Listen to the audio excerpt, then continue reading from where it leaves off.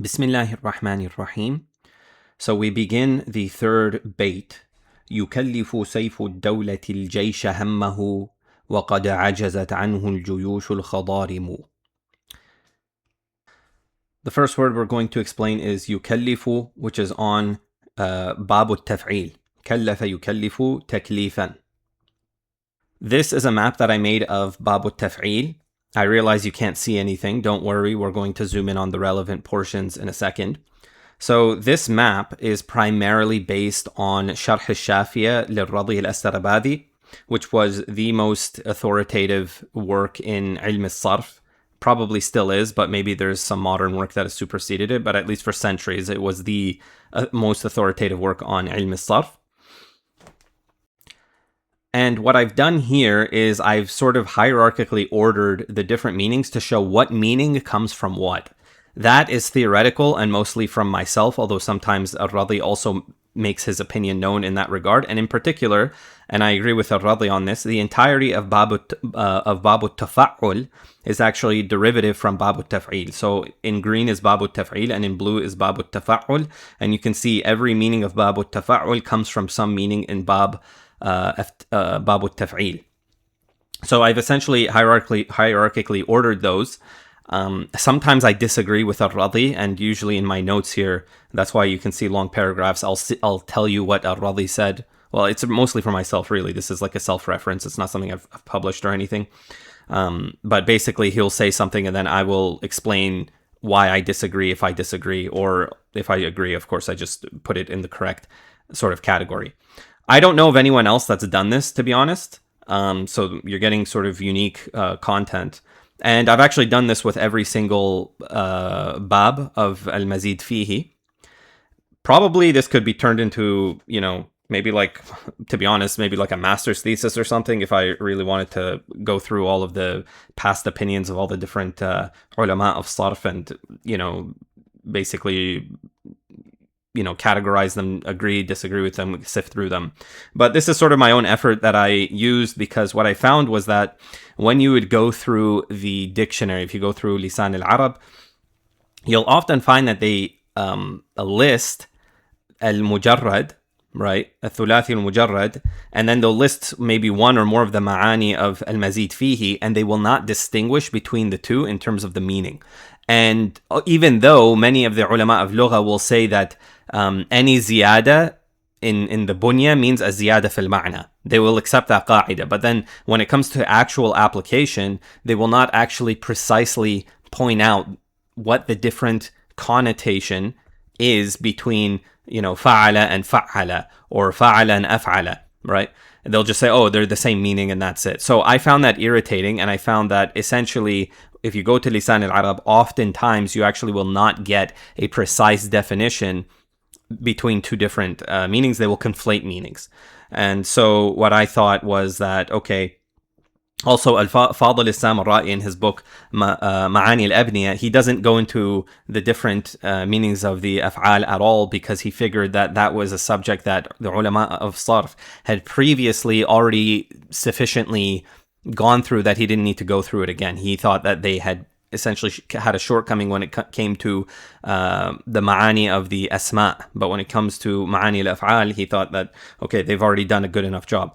I found that, of course, Al-Radi, he is the GOAT, so he does give you a lot of detail, but oftentimes I find that actually one of the weaknesses is that they don't give a al-ma'na al-jami' lil-bab. They don't correctly identify what the overall or essential or original meaning of the bab is.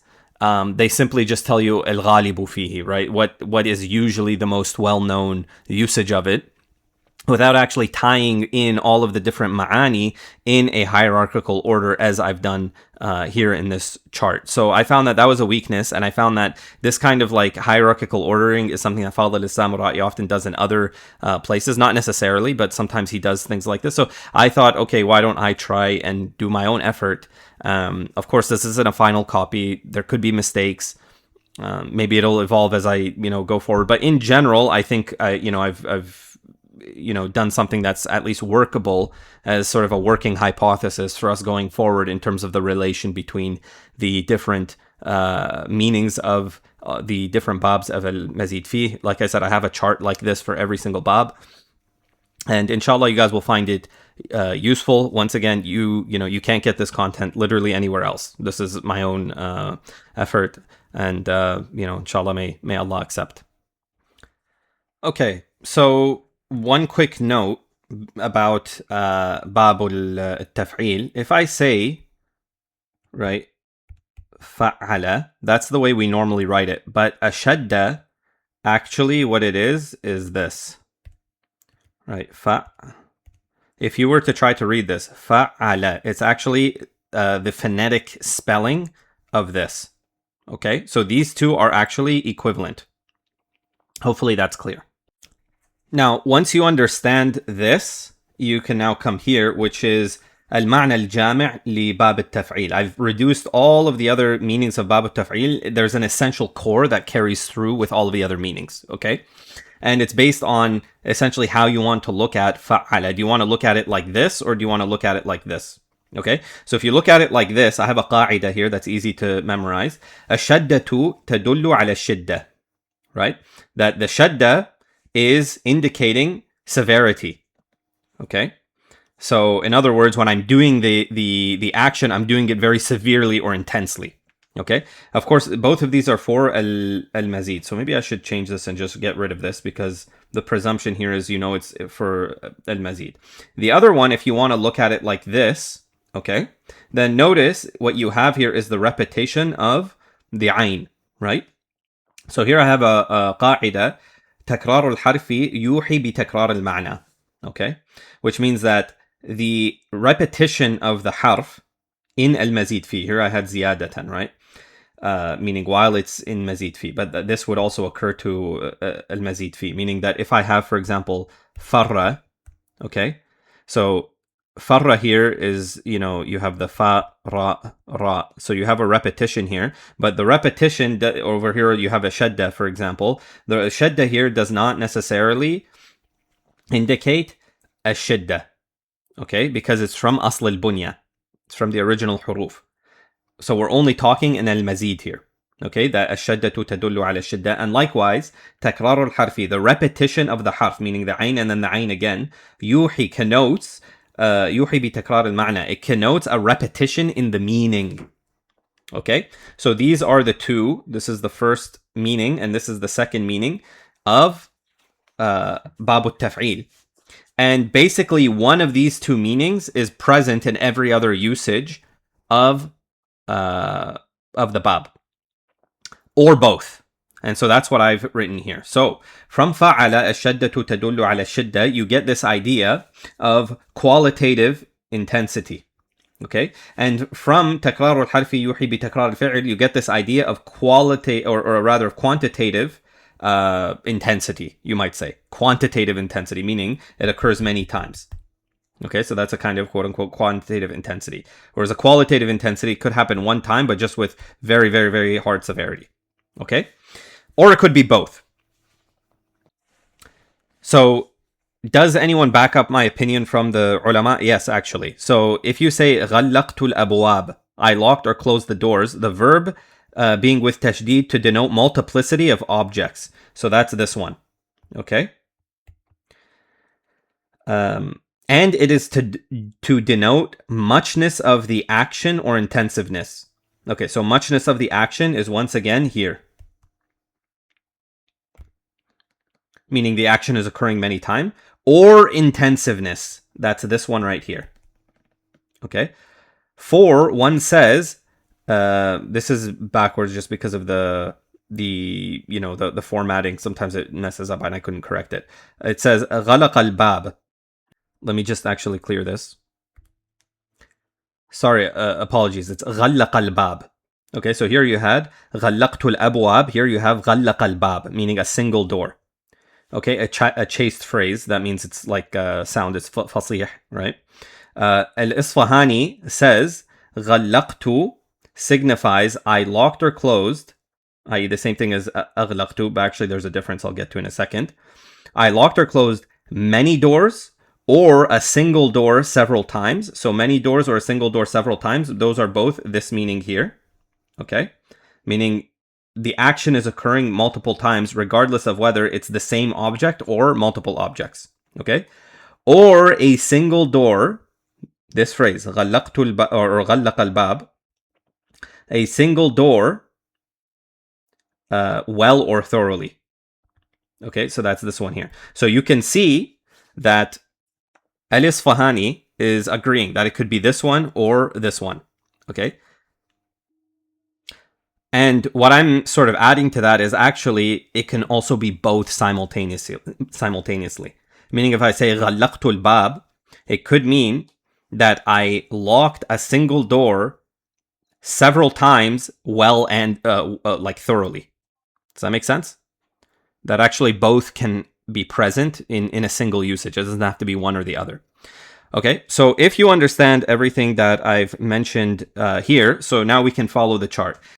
Sorry, there was one thing that I did not explain perhaps thoroughly enough.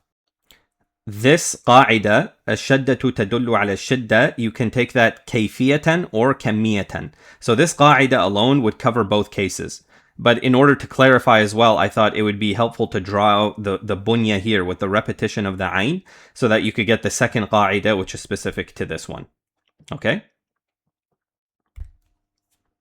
And indeed, actually, you could even take this تكرار حرفي يوحي بتكرار المعنى كيفية, meaning a qualitative repetition, i.e. giving the idea of intensity. This one, this relation is not as strong, whereas this one, it can apply to both, okay, equally, right? الشدة تدل على الشدة كيفية أو كمية. That makes sense. At any rate, not to get caught up, but the point is there are these two meanings that you can see, one here, two here, okay? Now, one of these two meanings can go here, you can see this, to بقية معاني باب التفعيل. Okay, so it's here or here. Or you can have both of them in a single combined go to the rest of the meanings of باب التفعيل. Does that make sense? So in other words, whenever I'm seeing فعل, right? I'm either getting intensity qualitatively, quantitatively, or both simultaneously. And that meaning is built into the actual bunya of fa'ala, because I have a shadda here, which gives me that feeling even when I'm speaking of intensity. And I can also look at it as takrar al-harf, right? There's two ayns there. And so that gives me also this idea of repetition of meaning. So it can be one, it can be the other, it can be both. Apologies for beating a dead horse. Now from here, we're going to follow this. بقية معاني باب التفعيل. We're going to follow this down here on the next portion. So just so you don't get confused, this is coming from where we just left off. بقية معاني باب التفعيل. Coming to this معنى, which is relevant for كلف يكلف. This is نقل معنى أصل الفعل. Now, what does this mean? It's going to become clear once we explain these two boxes. Okay? Now, what this means, this one version of this, okay, one version of نقل معنى أصل الفعل is نقل أصل الفعل إلى فاعل المجرد أو مفعول المزيد فيه. And these two are the same here. Okay? Now, what does that mean? Okay? If I say, for example, فرح زيد, this is a ثلاثي المجرد, right? Zayd here is the fa'il. If I say فرحت زيدا, so you can see Zayd here is now the maf'ul of the mazid fihi, okay? Or he's the fa'il of al-mujarrad. And what I'm doing is نقل أصل الفعل, meaning this idea of فرح or فرح rather. When I say فرحت, أي جعلت زيدا يفرح أو ذا فرح. Okay? I made Zayd happy, is what this means. So Zayd became happy, whereas when it's on the mazid fihi, I made Zayd happy. Okay, that's what I mean by نقل أصل الفعل. The original meaning here of al-farah is being transferred or transmitted. Hopefully that makes sense. That's why I say here, A, تصيير أو جعل مفعول المزيد فيه ذا أصل الفعل. Okay, this is the formula. Okay, whenever you have, like this formula, فرحت زيدا, أي جعلت زيدا ذا فرح. Okay, and this is often just called a ta'diya by al-Radi and other ulama al-Salaf, although it was actually al-Radi that suggests instead of saying a ta'diya, you should say نقل أصل الفعل ذا or جعل أصل الفعل ذا أصله. That's the formula that or rather, what did I just say? He says جعل مفعول المزيد فيه ذا أصل الفعل. He's the one that came up with this formula. Okay, this formula I took from al-Radi. And he says that's a'am min al-ta'diya because, as we're not going to see here, but there are other meanings in which you have a transfer of asl al-fi'l, but it's not a ta'diya. And I'll explain that if it comes up, if it becomes relevant. I can go through the rest of the chart. That's like up here somewhere in the chart. For now, inshallah, it's sufficient for you to just understand what happened here and here. There's also just one more thing I want to add. Sometimes in al-thulathi al-mujarrad, there's already a maf'ul bihi. And so what happens is that putting it on fa'ala just increases it to having two, basically like each one, two al-maf'ul bihi al-thani. Okay, so you basically move over a slot. So what's an example of that? You can say, alima zaydun al-amra. And then you can say علمت زيدا الأمر, right? So here you can see that Zayd is the fa'il of the thulathi. He becomes al-maf'ul al-awwal, right? For al-mazid fihi. Hopefully that's clear. And then you can also give other examples like حمل زيد الثقل, right? That Zayd bore the weight, and then حملت زيدا الثقل, which means I made Zayd to bear the weight. Okay, so you can see how it's basically moving like slots. Like if you're thinking of the al-fi'l, al-fa'il, al-maf'ul al-awwal, and then let's say this is al-maf'ul al-thani. Right? And let's say any of these slots are vacant. So for example, if you have fariha zaydun, there's no maf'ul bihi because fariha is fi'lun lazim, right? It's intransitive. So when I put it on fa'ala, it moves things one slot over. If there's already a, what do you call it? A maf'ul bihi, as in the case of alima zaydun al-amra, what happens is fa'ala will move the fa'il a slot over, the fa'il in the thulathi al-mujarrad will move it one slot over, and we'll move the maf'ul over a slot to make now a maf'ul second. So whichever slot is then vacant, you basically just move it over one. Hopefully that this is clear.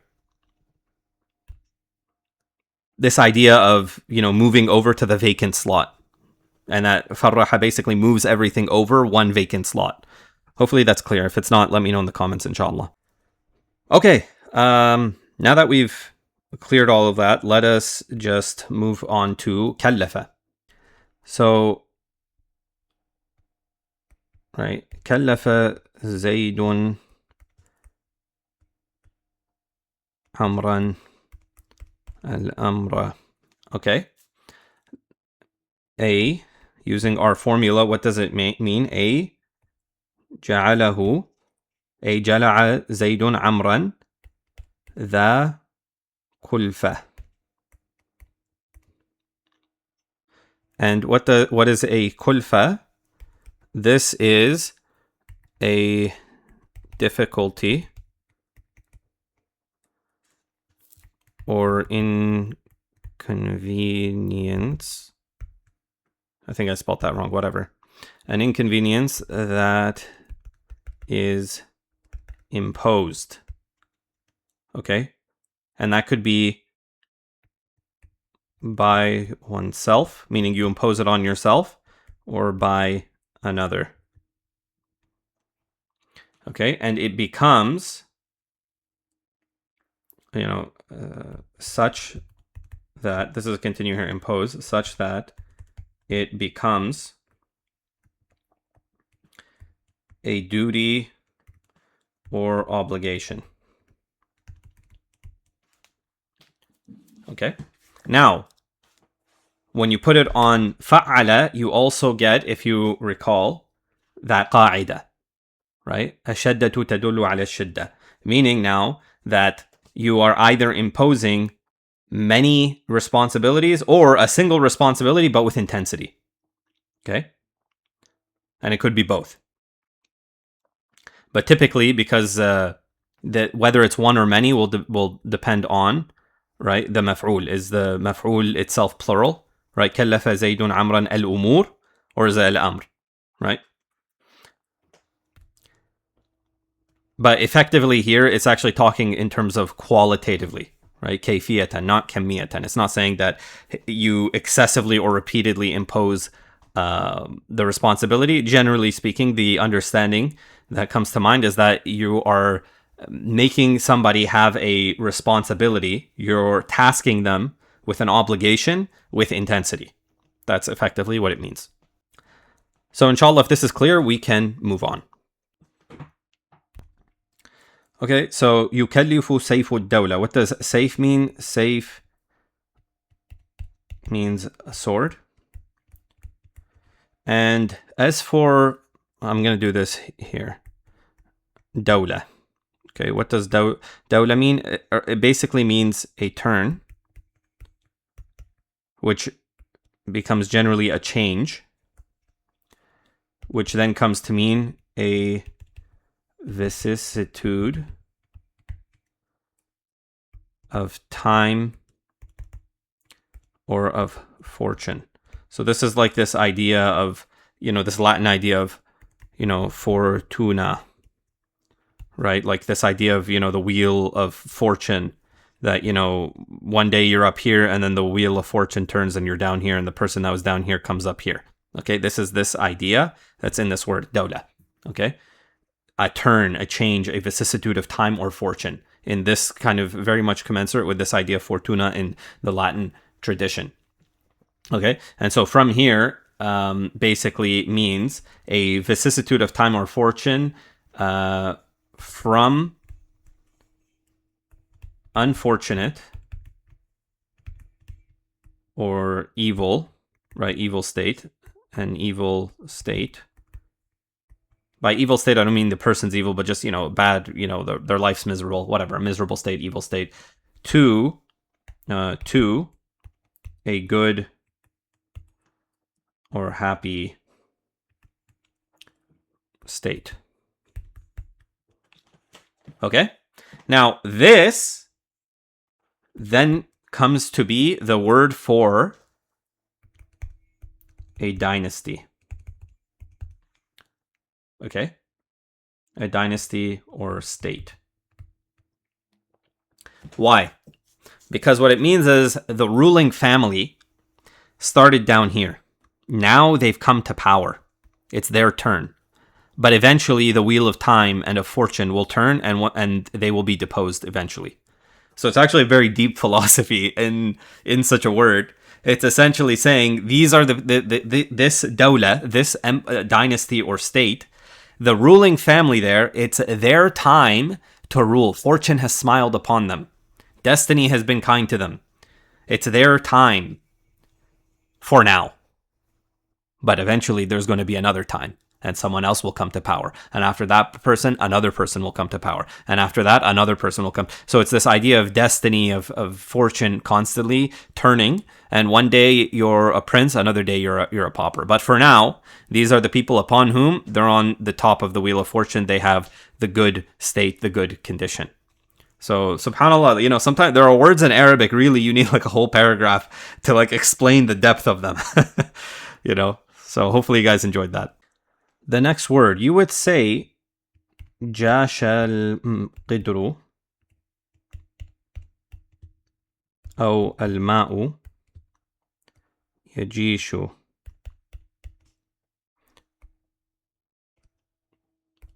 جيشا وجيشانا وجيوشا. Now, what does this mean? It means that it began to boil but not quite yet. Okay, it's before you get that state of violent agitation, called in English estuation, which means basically like the violent sort of surging boil, state of violent agitation. So it's before you reach this level of boiling. So I'm going to show you a visual. Okay, so this is number 1. They're saying that's not real boiling. Number 2, that's not real boiling. And then number 3, this is real boiling. So you see when it's bubbling like that, that would be beyond jasha al-ma'u or al-qidru. Okay, rather jasha would be more akin to this second one here, where you're getting that like a little bit of bubbling and stuff coming up, but it's not this rolling, what we might call a rolling boil. Okay, it's just when it first starts. And you might even be able to include this.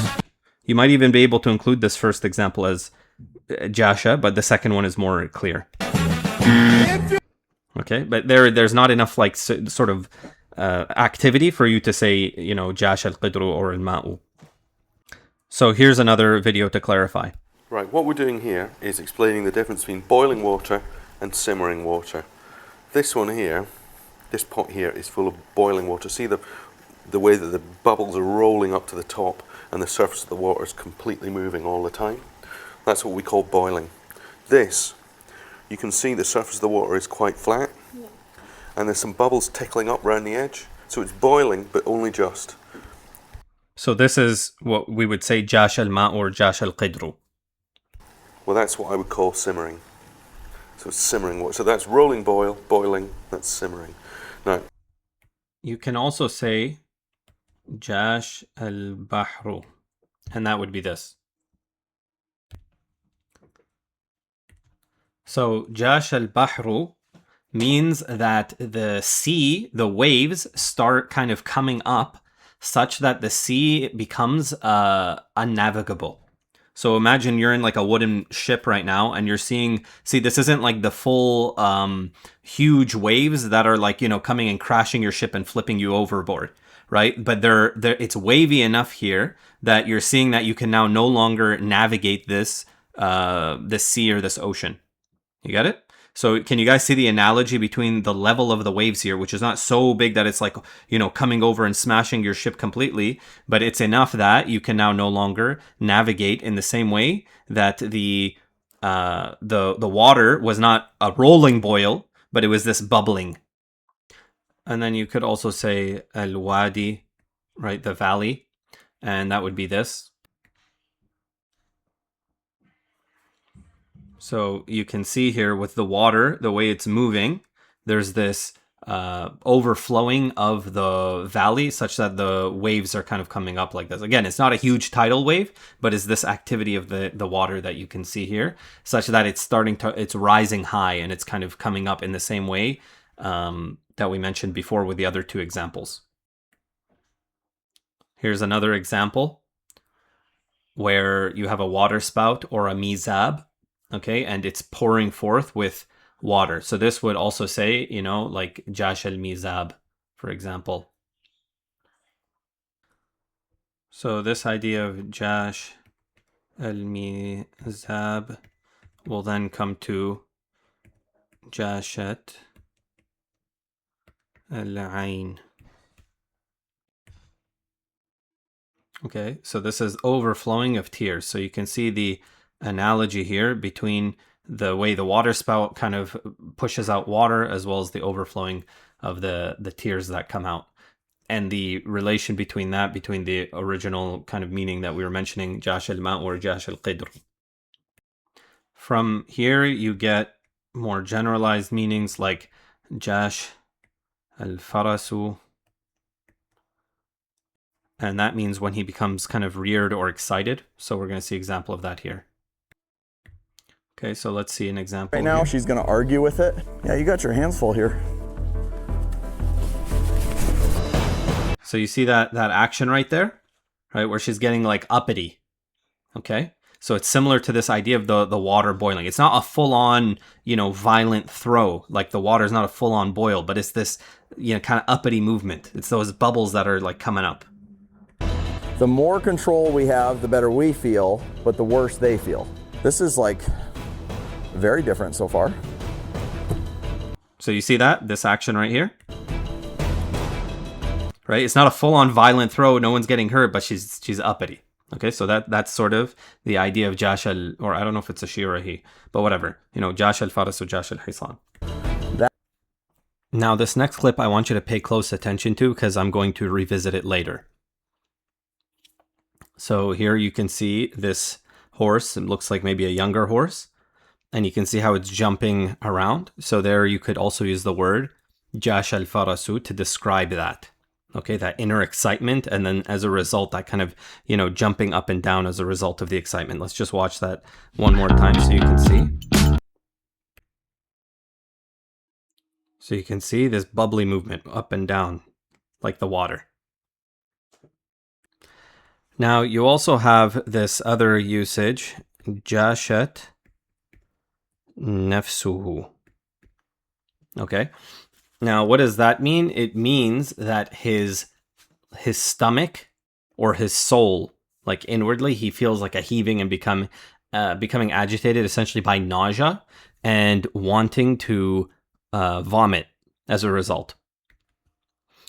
And the basic idea is, if you guys imagine once again the first example we gave with jasha al-qidru, right? So you have like water here, right? And the water is kind of, you know, it's not super boiling, but it's just got that little bit of thing. So imagine now this is your stomach and it's kind of bubbling inside. What does that do? It makes you have that nausea that makes you want to expel it. Okay, without getting too visual, apologize to those of you that are, you know, queasy. So as a result, this becomes with the meaning of, you know, kind of retching, right? Retching, so nausea as well. Well, it should be nausea leading to retching. Let me write that properly. So we got nausea leading to retching as a result of that bubbly feeling. So sometimes the bubbly feeling, the key is the bubbly feeling. So that bubbly feeling inside, maybe it doesn't reach the point to where you feel like you're retching, like you're literally going, oh. But the point is the bubbling alone makes you feel nauseous. And then when it feels like it's going to come up, that's like another stage where you can say, you know, as a result of the bubbling, it then reaches the stage. With both of them, you can say jashat nafsuhu, or they also said jashat ilayhi nafsuhu. Right? Those are two different, you know, ta'abir. Also, I just realized I misspelled retching. It's without a W. Okay, so now let's just see some examples of this, the visuals.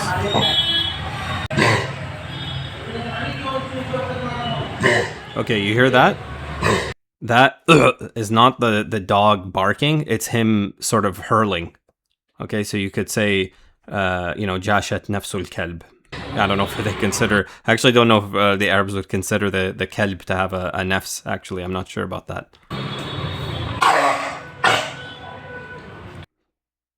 So this might be a clearer example.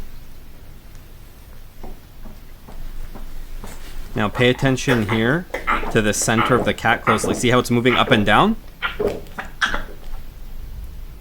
Right, and then it expels whatever's in it.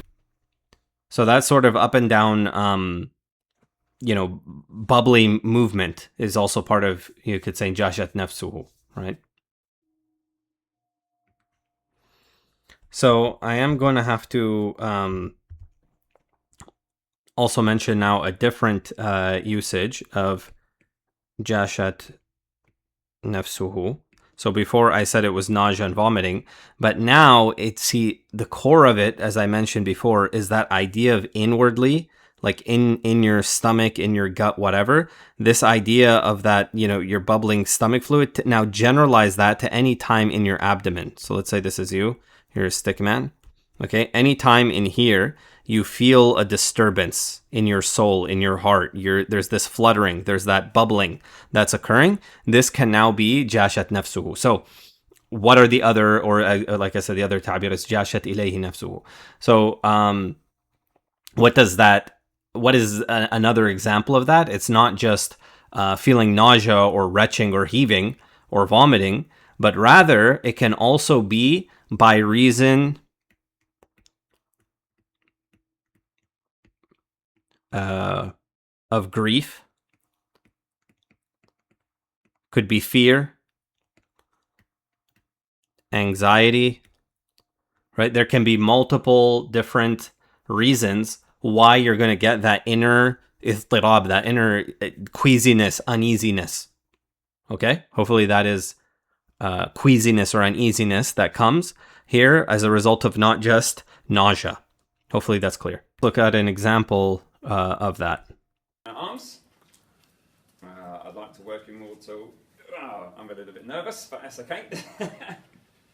So notice how he's moving. Pay attention to his movements. You can tell, you know, someone that has like an extreme fear of public speaking, this is how they act when they kind of get all nervous inside. So look.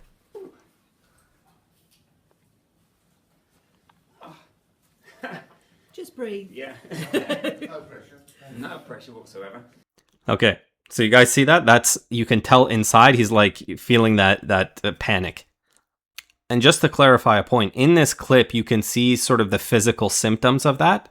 The point is that when you're feeling that inner queasiness, whatever, it can sometimes have outward physical symptoms, and sometimes it just might be inside you. Okay? So in this case, he's like literally bouncing up and down, as you guys just saw. Okay? Sort of like the horse, but it could also just be internal. Or it could be both, of course. Now, another usage related to that is jasha sadruhu. Okay? What does that mean? It means that when you have in your heart, right, you have that rage, you get that feeling, like, you know, that shaking back and forth, shake with rage inside your heart. Maybe it doesn't, people can't see it, but inside you're seething, right? You know how they say cope and seethe? Inside, what's happening to your heart? It's very similar. Seething is similar to the simmering of the water. Right? You got that bubbling going on, bubbling and shaking and whatever. So now you have that same idea applied to the chest here now, not for nausea, not for grief, not for fear, not for anger, but for anxiety, but rather for anger. Okay? Okay, and sometimes they would, you know, also say, for example,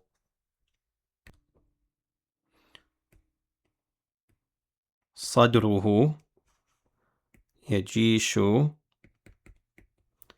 علي بالغل. Okay? His heart or his chest boils or simmers against me with rancor. Okay? And malevolence, spite. Or this kind of latent rancor, resentment, hatred that they're secretly harboring. Okay? And the best example of that, of course, is going to be in this visual.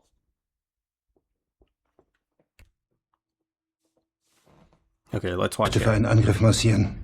Der Angriff Steiner ist nicht erfolgt. So you hear this silence now. Inside of him, what's happening? See now?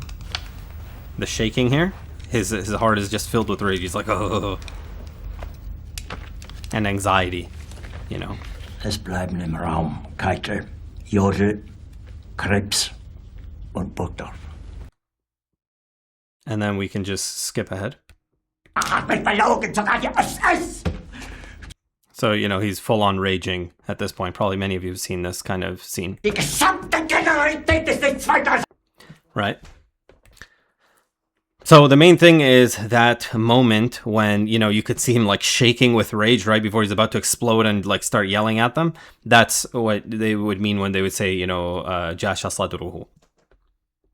You know, that's that inner shaking and anger. Although sometimes people are able to conceal it well, so it's like secret, right? It's inside. Like I said, as always, sometimes it's internal, sometimes it's external, sometimes it's both, right? Like in terms of there being a physical symptom. Okay, so I cleared the board. And you guys get the idea now that you can apply this to almost any kind of inner, you know, kind of turbidity in the self, in the soul, right? Inward. So you can also say jasha al-hammu fi as-sadr, which means that, you know, anxiety or, you know, like my concern, right? My concern, right? You know, sort of simmers instead of boils, simmers, or simmered rather, in my chest or heart. right? I.e., I had anxiety. Okay, that's sort of the idea. You can also say, for example, jashat al-harbu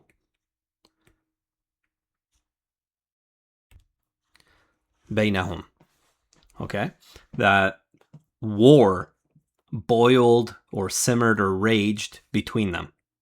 Okay, so let me give an example of that.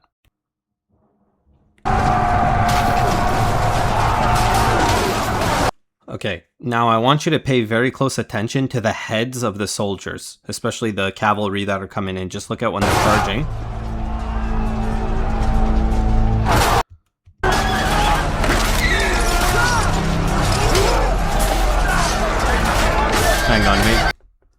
Hang on, let me find a better spot, and then you guys will see exactly what I'm talking about.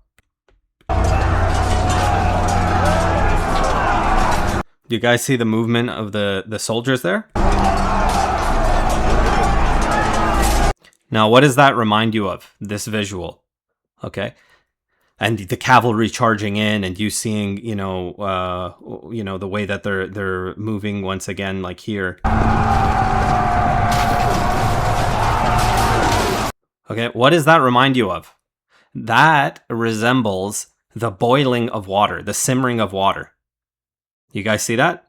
This kind of boiling motion is even visually similar to when you're seeing soldiers clash. Okay? So hopefully you guys can see that. If not, once again, there's this right here. Look at the motion. Right? Look at the motion. You guys see that? How it resembles the boiling of the water, the simmering? Okay, hence, right, all of this was to tell you, right? Hence, a jaysh is equal to an army. Okay? And the jama' of it is juyush. So this is why it's called a jaysh. And this is why it's called, the jama' is juyush. Notice that both of them are the masadir of jasha yajishu. Jasha yajishu jayashanan and juyushan. So this reveals that it's basically it's named on the masdar. Okay? And that means this jama' is also to show like the haqiqah, right? That they really are boiling over, okay? Or simmering in that way. It's basically looking at the soldiers in that kind of choppy water way, when you have, bubbles coming up and disturbing the surface, and then when you see soldiers move and they clash and they're fighting, it looks like that. Visually, it even looks like that. And hence why it was called a jaysh. So hopefully this makes sense. And let's just get another visual. So you can see here the way that they're moving, this kind of overhead visual. Once again, a jaysh, the rumbling, the rolling, right?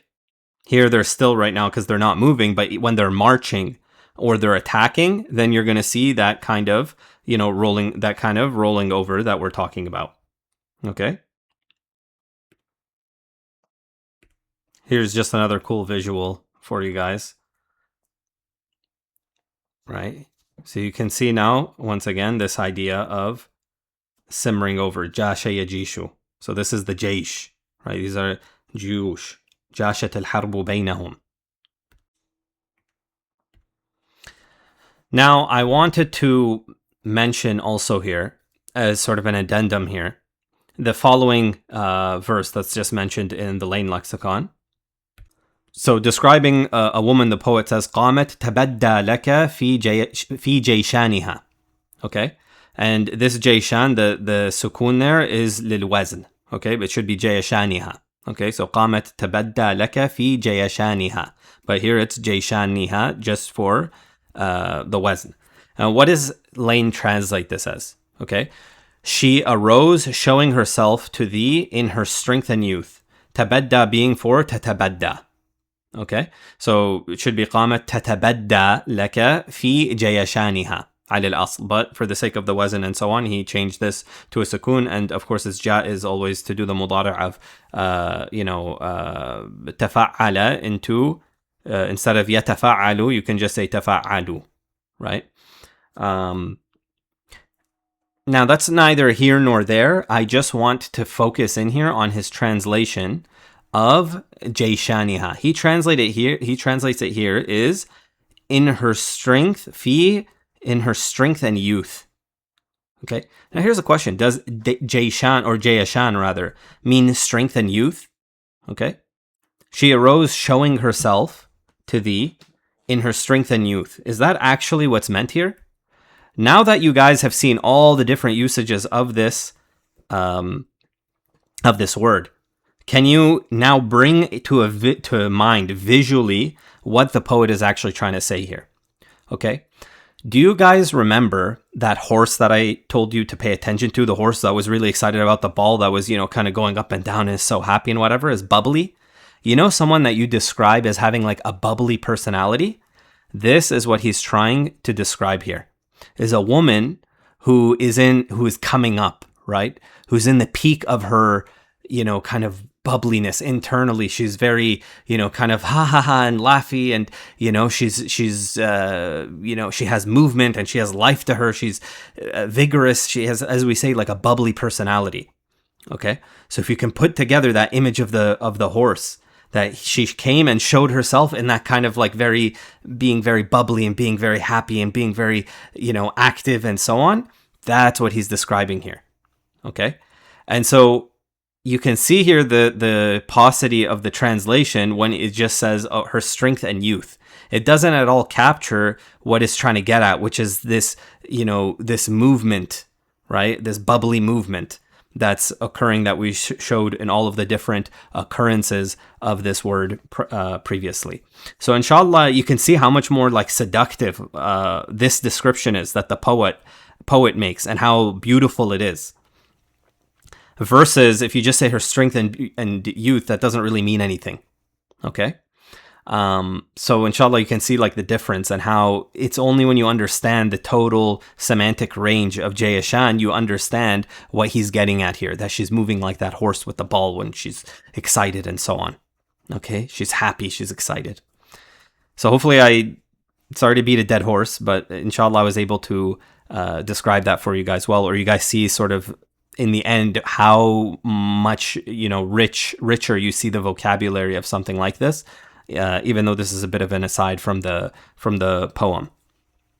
There's one thing that I forgot to mention, which is that Jayashan is on the wazn of fa'alan, which means or does dalala upon al-hayajan. Okay, which means this kind of intense, bubbling chaos. Agitation, turmoil, storminess, kind of, eruption. Okay, so it's an intensive, okay, meaning that there's a lot of movement. And you can even see this in the way the verb or the ism sounds, fa'alan. It's not just fa'alan, right? There's a lot of movement to it. So that's even reflected even in the sound. Okay, so I just wanted to mention that this gives an intensive, that she came up and she showed that sort of, and also one thing, if you guys recall, that we said that jasha yajishu, jayshan, jayashan, and juyushan can indicate an inner, right? Kind of inner, kind of simmering and activity, and then rising outwardly, outward display of that inward state. Okay, so here once it's saying that there's an intense display of an inner simmering and kind of excitement inside that's just like bubbling over, and then it's displayed outward, and she's like once again jumping like that horse. So hopefully this intensive meaning is also clear to you guys. And then this idea of her strength and youth, these strength and youth are when you have that kind of inward and outward feeling and strength. You get what I mean? When you're old, you no longer have that kind of life to you. Okay, but this is showing that she's full of life. Now, the last thing is this word jasha yajishu is not yajishu is not found in the Quran. And in fact, even the word jaish is not found in the Quran. Okay, when in the Quran it always uses junud, right? The soldiers, junud ar-Rahman, the soldiers of the of the all-compassionate God. Okay, but and that's interesting to think, why was jaish not used? I think maybe one, because junud is just the plural of soldier, the soldiers of ar-Rahman. I think perhaps one reason it focuses on the soldiers is because jaish makes them one sort of unit, right? Whereas if you actually analyze many of the battles of the Prophet, there were munafiqeen amongst them. So for example, in the Battle of Uhud, 1/3 of the army dropped out right at the start of the battle, right?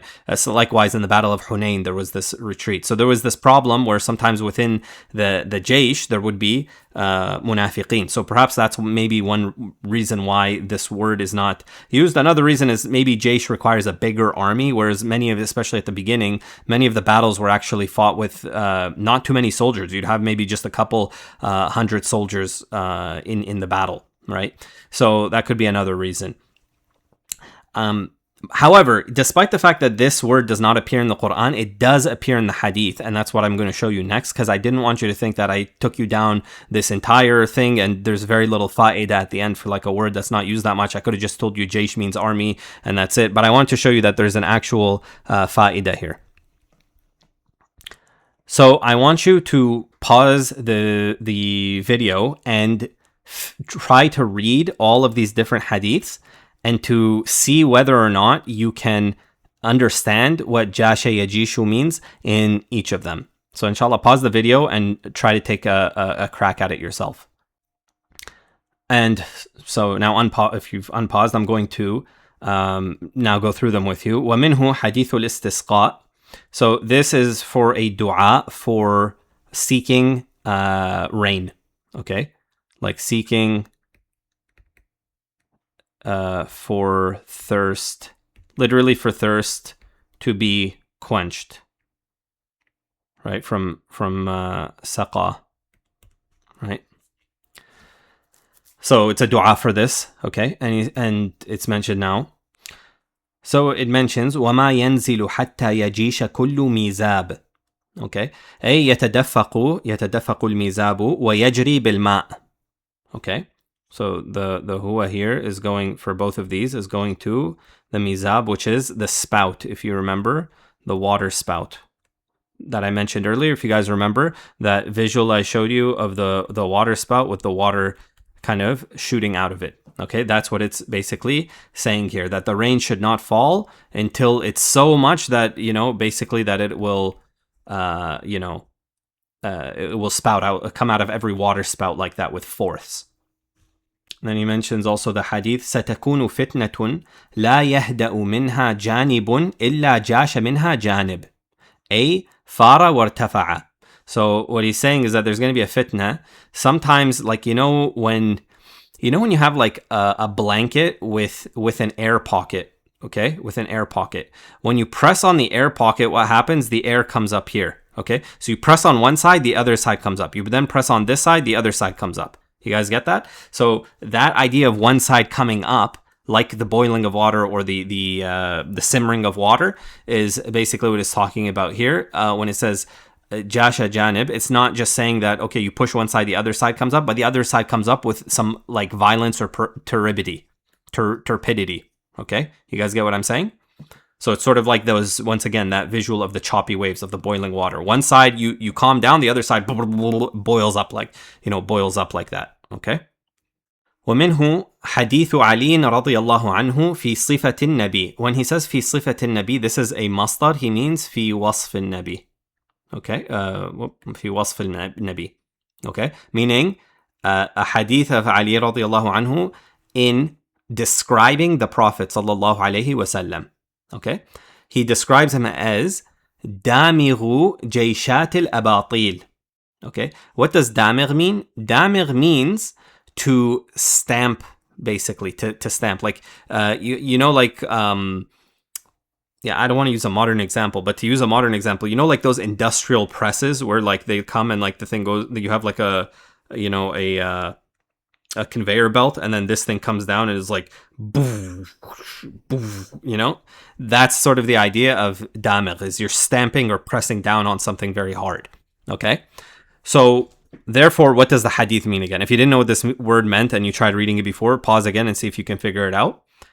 Unpause. Here is what he is saying. Okay, what does jayshat mean? It is like, so jaysh, right, is on fa'al like dharb. Okay, so jaysh is like dharb. So what would darabat be? It's like, darabat is like jayshat. You guys see that? So because you have, rather, I skipped a step. So you have dharb, then you have darbah, right? It means a single dharb. And likewise, you can have jasha, right? A single instance of this boiling up. Okay, and so therefore you can have darabat and jayshat.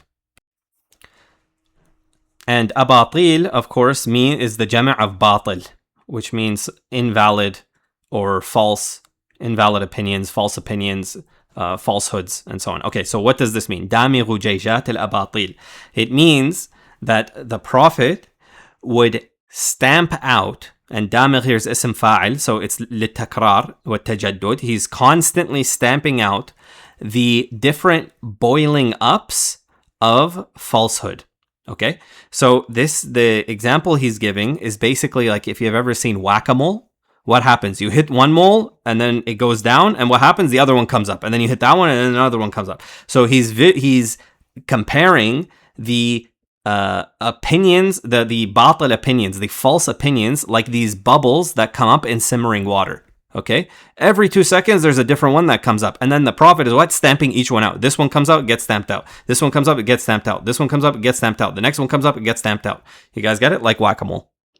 And that he was repeatedly doing this. In fact, it's almost like a title for him, that he is the stamper out of these different comings up of the falsehood.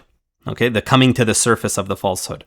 And this is an interesting word to use as well, jayshat al-abatil, because a lot of the times there can be batil, there can be, you know, invalidity, falsehood, that it doesn't come to the surface.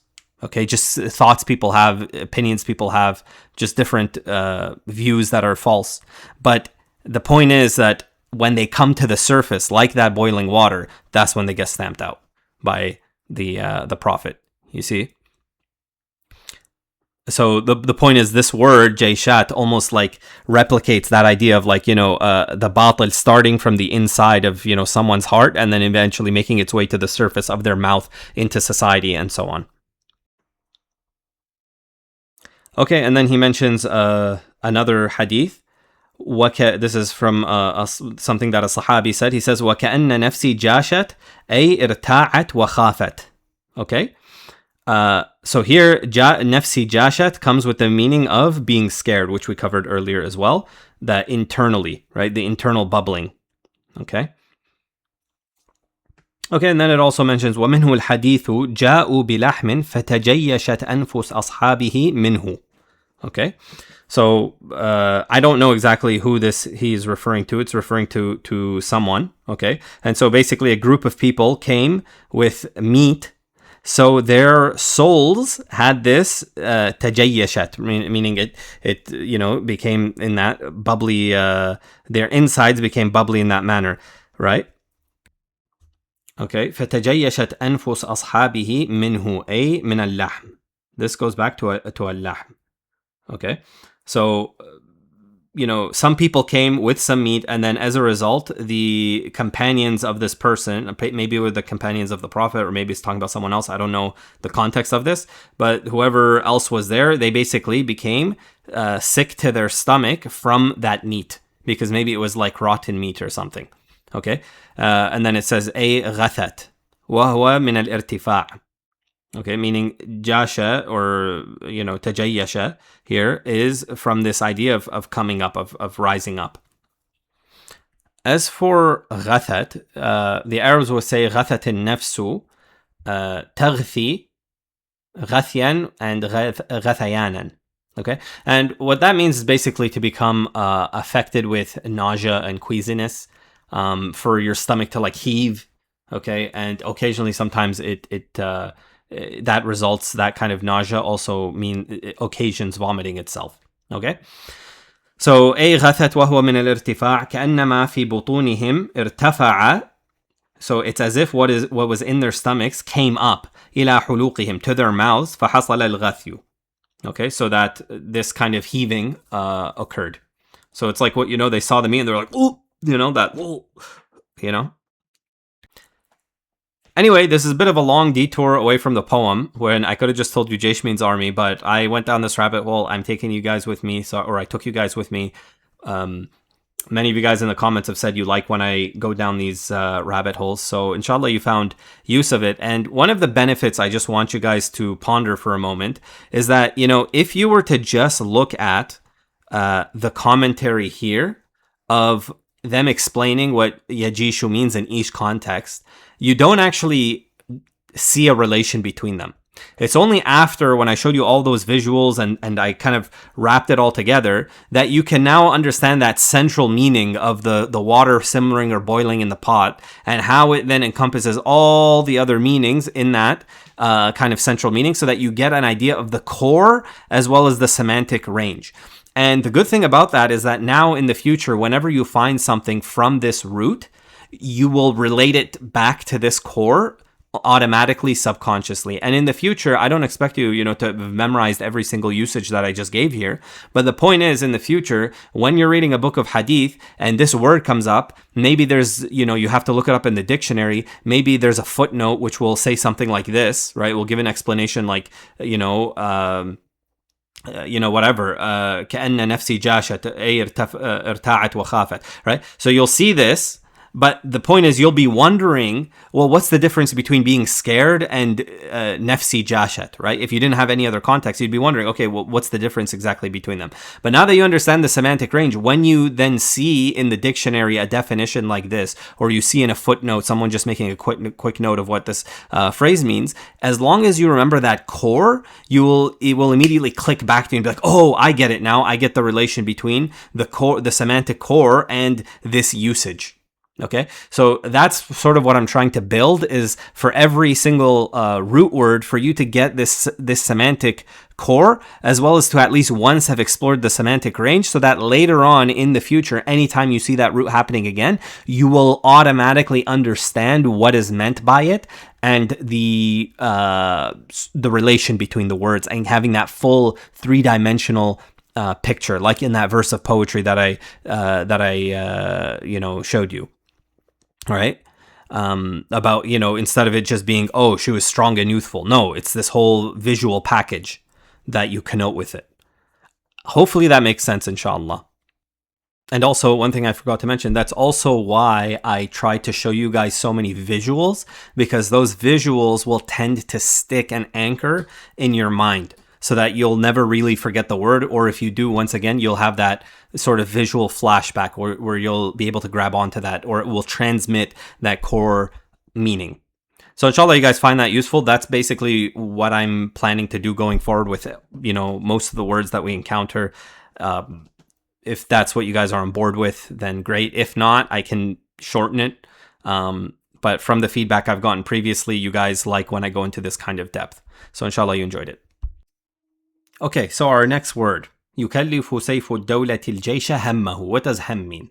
Okay, so when you want something, there are sort of three levels to it. You have al-irada, okay, a desire or a wish, and more intense than that is al-hem, right? And then more intense than that is al-azm. Okay, when you resolve to do it.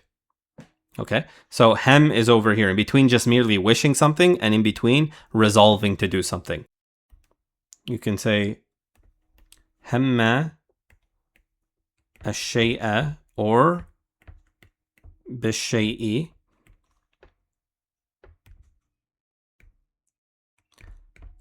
yahummu hamman. meaning he intended a thing or to do the thing.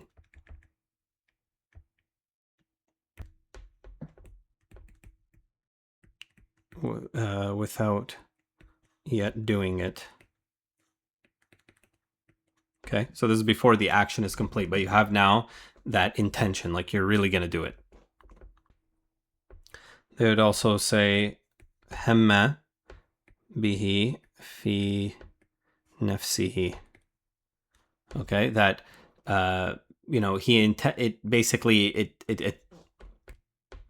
meaning he decided to do it in his mind. Okay, in his self, like he's like, I'm really going to do this. Okay, or he really desired it, intended in his mind.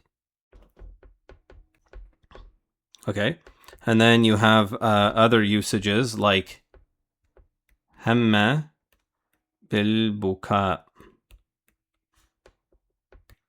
which means he was about to or ready to cry.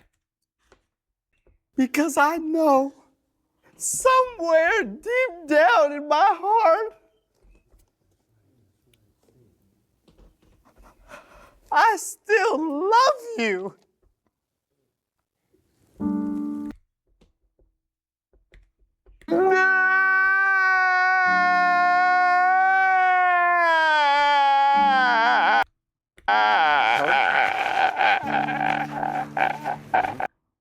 Okay, so you can see there's a moment right before he's about to cry when you could see it sort of come up on his face, right? You could see it right there. So, hamma bil buka, he was ready, he was about to weep, and then he wept. In this case, he actually wept. But you know how sometimes we look at someone like, oh, they make fun of on the internet, they're like, oh, he looks like he was going to cry, right? So that's sort of like, the sort of a similar idea. But usually when you say hamma bil buka, it means that it's like someone was about to or ready to weep, and then they usually actually do. Okay, it's not that they were about to and then they didn't. Okay, because although sometimes that can happen as well. And then maybe this will give a clearer example. So you can see here the baby is right about to cry. See that? Right there, before he cries, he's getting ready to. So you could see that moment right before he's about to cry. Maybe that's a clearer example, but I still had to show you guys the meme for the sake of it. And then you can also say hammal ha'itu bis-suqut. Okay, which means the wall threatened to fall, was about to fall. Okay, so now look at these two buildings. You can see they're being shaken. Right, you can see the two buildings. They're going back and forth and back and forth. And you can see right now this one looks like it's about to fall, right? And then it falls. So you see that moment right before it falls? You could say, hamma bis-suqut. Okay, it's like right about to do it. So from here, you can say that, al-ham, right, is your concern, right? This thing, what has your attention, right? What's on your mind.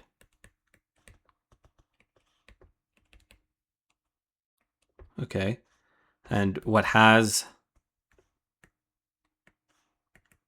your worry, right? It's what you're worrying about.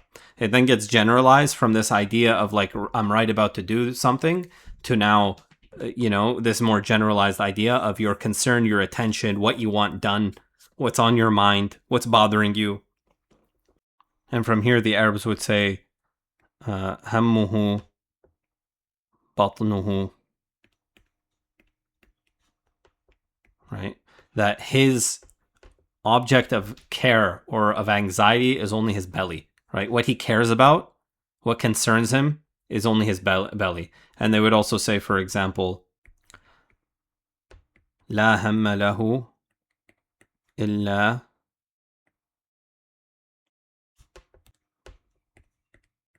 بطنه, right? لا هم له إلا بطنه. He has no concern except his belly. Okay, so in the actual verse, the operative meaning that is, يكلف سيف الدولة الجيش همه would be the very first one that we mentioned. It means what he intends to do, what he purposes. Okay, but it can also mean this, what concerns him or what's on his mind. Okay, what he's trying to do, what he's trying to accomplish. Now, this word also does occur in the Quran, so I just wanted to mention that as well. So this is the ayah in Surah Yusuf, when Zulaykha, the wife of the Aziz, of the nobleman in Egypt, basically had trapped Yusuf with the intent of doing zina or committing adultery with him. So the Quran describes وَلَقَدْ هَمَّتْ بِهِ وَهَمَّ بِهَا لَوْلَا أَنْ رَأَى بُرْهَانَ رَبِّهِ. Now there's a lot to be said about this this clause over here, right? That she had hem towards him. Okay? Now, what does hem here mean? It doesn't only mean like, oh, she wanted to or intended to do something. It means she was about to do it. You remember that visual I just showed you of the building about to fall? هم الحائط بالسقوط. This is what it means. It means you can imagine like she's here and she's in her mind, right? She has, okay, I'm going to do it, right? And then she's like about to throw herself at him. Okay, she's like about to throw herself at him. She's chasing him. Okay, it has that like the building is about to fall. Okay, that idea of like, zoom going towards him. Okay, so hopefully you guys get that a little bit more rich texture there. And then it says وَهَمَّ بِهَا, that he as well, right? Some say لولا, it says he would have. Some say no, he actually did, except that he saw the burhan of his Lord, the proof of his Lord. Some say no. This is saying that he would have, except this occurred. So there's a difference of opinion essentially whether he also felt the same way, where he was like, okay, he had this intention internally, or his body was like moving like that, or it's saying that this would have been the case unless if it weren't for the fact that he saw the burhan rabbih, right, the proof of his Lord. There's a difference of opinion there. I don't want to get too deep into the tafsir woods here, but the main point is here when it's describing the wife of the Aziz. Hopefully this gave you a little bit more texture. And I like to keep that visual of the building about to fall. I find that that's a useful visual anchor.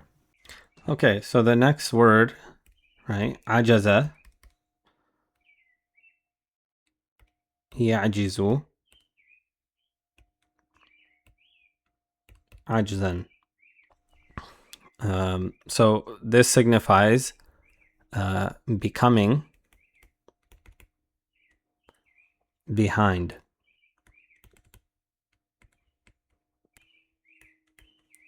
Or backward with respect to something else. Hence, al-ajuz, which we mentioned before, ajzul bayt, or ajazul bayt rather, is the second part of the bayt, right? You have sadrul bayt and al-ajuz. And then you also have, different variations of this. I don't know what just happened here. But basically you have also al-ajz, and you have al-ujuz, you have al-ujz, right? You have al-ajiz. Okay, you have all kinds of, and you have al-ijaz, al-ijz, right? So you have all kinds of variations of this, basically meaning the same thing, which is the hinder parts of a thing. And therefore, the buttocks. right? The but. Okay. Why?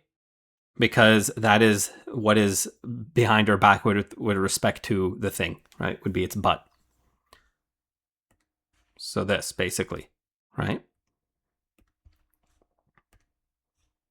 And then the jama' of all those different variations I mentioned is a'jaz. And that could be with respect to a man, with respect to a woman, with respect to a horse, and of course with respect to camels as well. Some say that the ajuz is referring to this bone, meaning the sacrum bone as well. So maybe that's more properly what it's referring to. But in general, I don't think it's really like this level of distinction is made, whether it's the bone or the muscles or whatever. It's just saying the hind part of the thing. But rather, I should mention, ajuz is used for this bone as a technical term as well. So I should say that. Lughatan, I'm saying it's not maybe not that precise, but in terms istilahan, this is medical terminology. And Arabs would say stuff like innaha la'azimatu al-a'jaz. Okay, what does that mean? It means, indeed, she has a big butt. Although, maybe to be more of a gentleman, the way that Lane puts it is, verily, she is large in the hinder parts.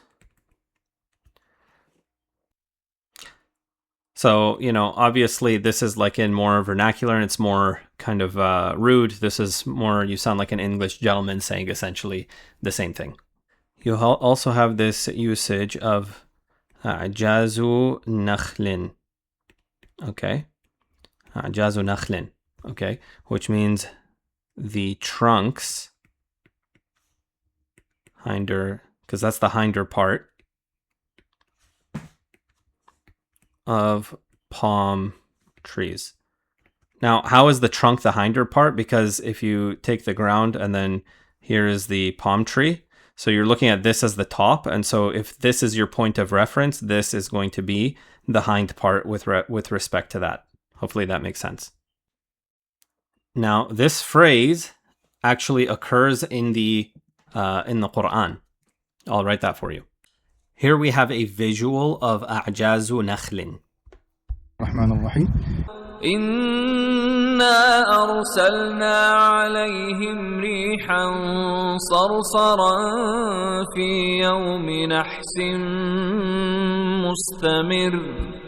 Which means that we indeed sent upon them a screaming wind on a day of continuous misfortune.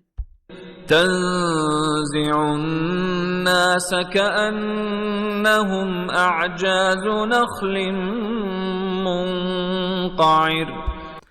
That this wind plucks out men or plucks out the people as if they were the roots of palm trees torn up from the ground. So now we're getting a visual of that and you can listen to the gentleman. وفي سورة الحق هذه أعجاز النخل هذا نخل في مزرعة قديمة قد يكون عمرها ما يقارب 60 عام.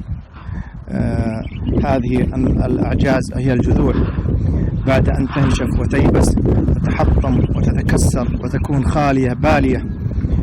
So I don't know if you can hear him well. He's saying that these are the a'jazun nakhl, the trunks that remain after the palm tree dries up and becomes empty from the inside, meaning it doesn't have, like trees inside. Normally they have like all the, I don't know what the right word for it is, but essentially, like the root system to carry the water up and all of that. And so it's very vibrant and strong from the inside. Eventually it'll hollow out and become dry. And so then it kind of falls over and snaps. And this is what it looks like. ضعيفة بعد أن كانت قوية شديدة. هذه So they're weak after they were very strong. أعجاز النخل الخاوية. See, you can see here that this is a'jazun nakhl that you can see here. هذا ما تبقى من جذع النخلة هذا هو خاوي. So he's saying this is what remains after it becomes hollowed and empty out. كما قال الله سبحانه وتعالى بعد أن كانت قوية شديدة. Okay, I think he's just repeating himself at this point, so hopefully that made sense. Okay, so from this idea of being the latter part, you then get this more generalized idea of ajaza ya'jizu, or rather ya'jizu, yeah, ajaza ya'jizu, ajzan, ma'jazatan, right, wa معجزة و عجزانا وعجوزا. Okay, as well as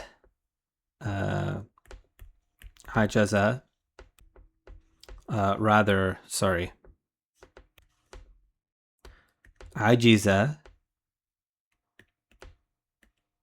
يعجز عجزا. Okay, and these mean that, you know, he lacked the strength or ability. Okay, he was or became powerless, unable, right, with respect to a thing, right, unable to do something. And normally we would say عجز يعجز عن كذا, right, he lacked the ability to do such a thing. He was unable to do such a thing. Okay. Now, what's the relation between this and being behind? So let's say I have a goal here, okay, and the goal is moving that way, and I'm over here. Or even if the goal is stationary, but I'm over here, I'm behind the goal, okay? And especially if the goal is moving and I'm moving, but I'm not moving fast enough and I remain behind, what happens is I never reach my goal, and hence I'm unable to do it, okay? So hopefully that makes sense. I'm late or behind with respect to where the goal is, or where the goal is moving. And also with respect to a'jazu nakhla, right, at the end point of life, right, the end point of a thing. So let's say, you know, your life, you know, starts from here and goes to here, right? So this is the end. So now with respect to, let's say, youth, right? With respect to youth, you're very behind now. You're at the end of your life, okay? And hence you become weak and unable to do anything. And also from here, you also get another word, which is ajuz, which is on the wazn of fa'ul, which is min siyagh al-mubalagha. And ajuz can mean an old person, man or woman. So for a woman, you don't say ajuza necessarily, you can just say ajuz. And usually it refers to a woman, but it can also refer to a man. And usually an old person who is incredibly weak, right? Plus incredibly old. Why? Because they're incredibly behind. They're incredibly behind with respect to ability, right? And with respect to youth. In that line I showed you where, you know, the start and end of life. So now you're at the end. So you have no power and you're very behind with respect to youth. Okay, and hence a'jazu nakhlin, right? May also refer, as I mentioned before, sort of to, or also is indicating not just being, so if I said before they're saying a'jaz because it's the bottom with respect to the top, but it could also be in the life of the nakhl. If here's the start, right, and here's the end, it's because it's here, it's behind at the end, that when it, at the end of life, it looks like what we saw in that video where it's just like this and the rest of it is laying down like that. That's what its end looks like. That also could be why it's called a'jaz for either of these two reasons. So this would be reason 1 and this would be reason 2. So hopefully that makes sense. And then likewise here for the ajuz, we have this idea of being behind in terms of ability and being behind in terms of youth / life, right? Being all the way at the end of the line. As they, it's like in English when we say end of the line, right? When it's your time to pass. Oh, I forgot to show this picture of an ajuz. And the jama' here we would say, here you could say ajuzan because there's only 2, but the jama' of ajuz, ajaiz, right? Ajuzun, ajaiz. Okay, and then there's also the meaning of an. So when we say, right, ajaza an kada, what does the an mean here? It bima'na al-mujawaza, which is al-bab, or the main meaning of an. Okay. Nahu ibta'id an makanin fihi ظلم. Meaning distance yourself from a place in which there is oppression. So what's the difference here between min and an? Min means, like, let's say here's the place, al-makan alladhi fihi ظلم. Okay?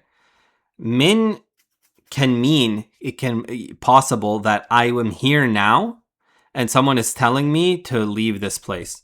Whereas usually if I say ibta'id an makanin fihi ظلم, it means like I'm here and I'm going here and someone's saying ibta'id, so then I change directions away, you see? And so I never actually start here. You see, it's al-mujawaza, right? I passed it without stopping by, you can say. Okay? So hopefully that now in language it can also be a little bit more it can be more fluid than that, but this is the general idea to give you an idea of the difference between min and an. Another way I like to think of it is an, you kind of almost have like a repellent force, like when magnets, when you have like, north on your magnet, what happens is there's a repellent force, right? So this is this idea of like almost a repellent force. You can imagine it like that. So why is this relevant? When understanding ajaza an kada, it means the goal, right, is here. Okay, if you say ajaza min kada, it means he was here and then he lagged behind. Whereas if you say ajaza an kada, it means he never actually even reached there. Okay, so it's like that idea of the repellent force. So I'm over here and I'm not reaching. Okay, so hopefully that makes sense. Now, there's also one more thing I wanted to mention, which is that previously I mentioned that there's ajaza and then there's ajiza, right? Ajaza ya'jizu and ajiza ya'jazu. Okay, what's the difference between ajaza and ajiza? In general, fa'ila denotes something about your internal state. Okay, usually. So for example, you'll say, hazina, he became sad. Fariha, became happy. Right? Alima, he knew something, which has to do with your internal state. Versus if you say fa'ala, it has to do with more, external or perceptible things. Right? So for example, you say dhahaba, right? He went, right? Qatala, right? Whatever. Okay. So ajiza therefore means, right, he became weak or unable internally. Whereas ajaza means he became or was, too weak or unable to do X, without this meaning that he himself is weak. Does that make sense?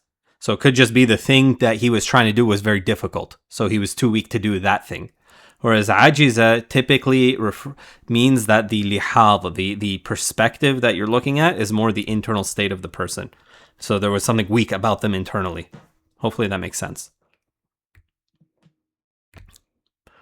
I should just mention, these are usually connotative, not necessarily denotive. Okay? Just something to keep in mind. So again, in the bait, it says, وَقَدْ عَجَزَتْ عَنْهُ الْجُيُوشُ الْخَضَارِمُ. So here it's with respect to perceptible things. It's not saying the army was too weak.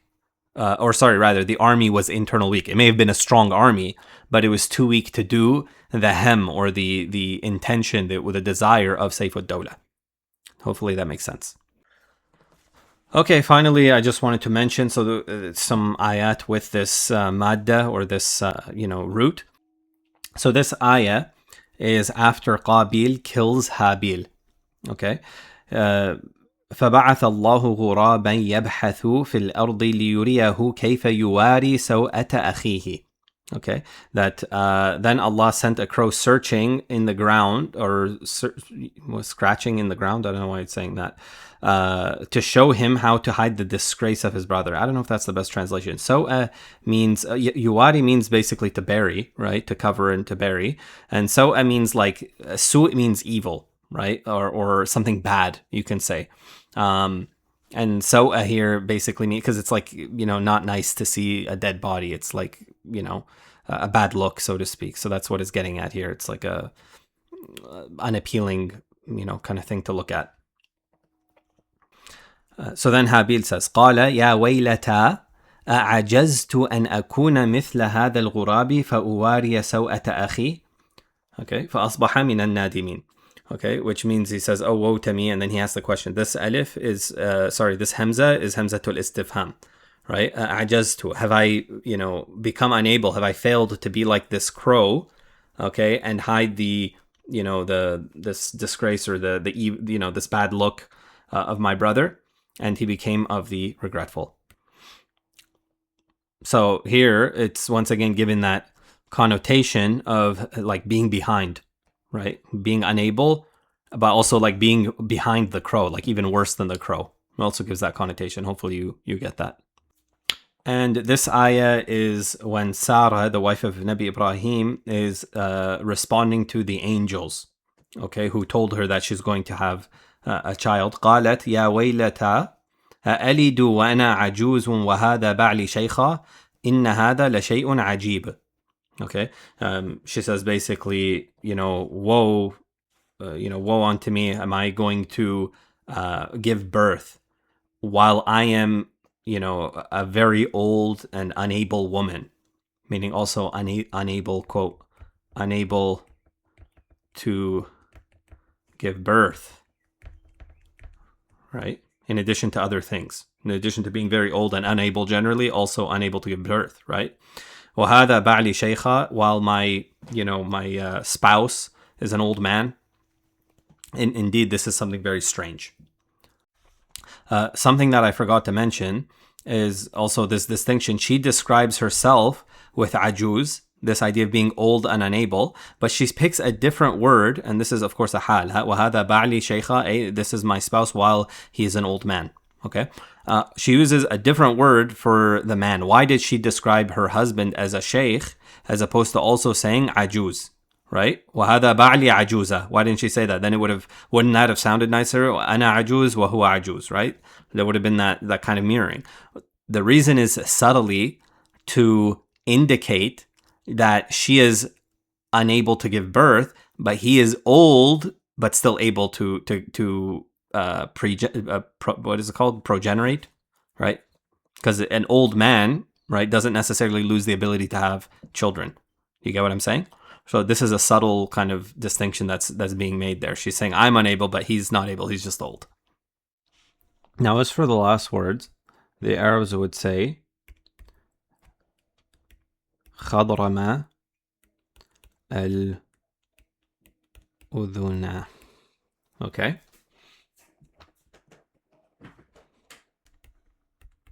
Which means he cut the extremity of the ear of a camel or other, I guess, other livestock. So in English, usually you use, this is called ear notching. And so there's like a plier or whatever that you use, and you do this. You can see here the cow, how their ears have been notched. Okay. And it's the reason why they do it is to help identify animals so they don't get confused between different farmers. For example, if someone finds a camel lost somewhere or a cow or whatever, you know whom it belongs to effectively. And I think there may be other reasons for it as well. Let's just okay, yeah, so they don't just do it so that, you know, just in case you're lost, but also for these other reasons here. It mentions that even between your own livestock to be able to categorize them and not get confused between them. So it can have multiple purposes.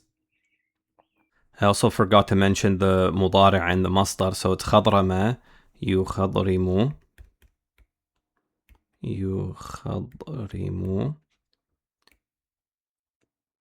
خضرمة.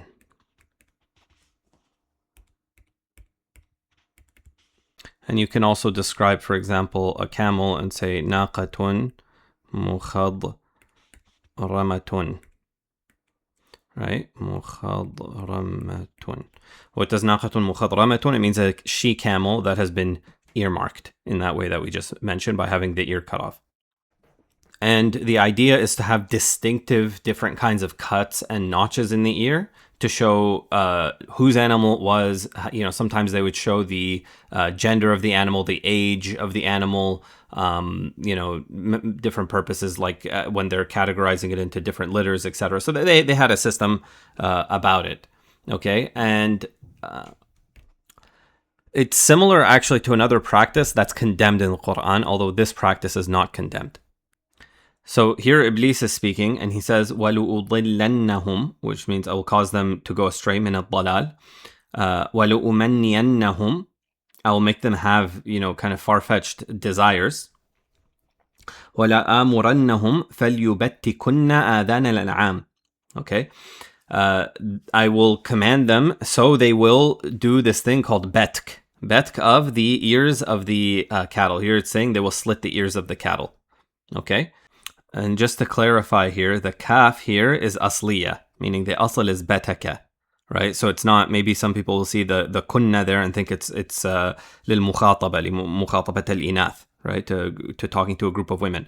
That's not what's happening. Rather, this is nun at-tawkid, and you have a dhamma here, which tells you that before there was wawul jama'a. So it's bettaka yubettiku, or yubettikuna for a group, right? So hopefully that's clear. فَلَيُبَتِّكُنَّ آذَانَ الْأَنْعَامِ وَلَآمُرَنَّهُمْ فَلَيُغَيِّرُنَّ خَلْقَ اللَّهِ. Okay, they will change the creation. I will command them, so they will change the creation of Allah. وَمَنْ يَتَّخِذِ الشَّيْطَانَ وَلِيًّا مِنْ دُونِ اللَّهِ فَقَدْ خَسِرَ خُسْرَانًا مُبِينًا. So what's the difference between al-khadramatu wal-batk? Okay, if I say batakahu, right, batakahu, and then you can have yabtikuhu, and actually you can have yabtikuhu or yabtukuhu, and the difference between them is that with the dhamma, these, some say that these are just different lahjat, like different accents that for the ancient Arabs, but I lean towards the opinion that actually يبتكه, the having it with the dhamma is more intensive. Okay, in meaning. And these are not mutually exclusive, meaning you could have had some lahjat which basically use the intensive as the default. You see, it becomes part of their accent to use the more intensive version as the default. So they're not mutually exclusive opinions. Batkan. There's the masdar. And this means he cut it off entirely from the root. Right? He plucked it.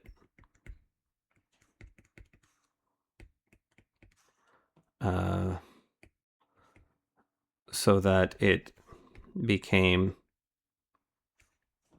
entirely severed. Okay, and this was done for ritual purposes. So this was done because in Jahiliyyah people believed that it would get rid of a bad omen. Okay, so what they would do is they would do this betk to a camel and then release it, and then it would be treated as taboo by everyone.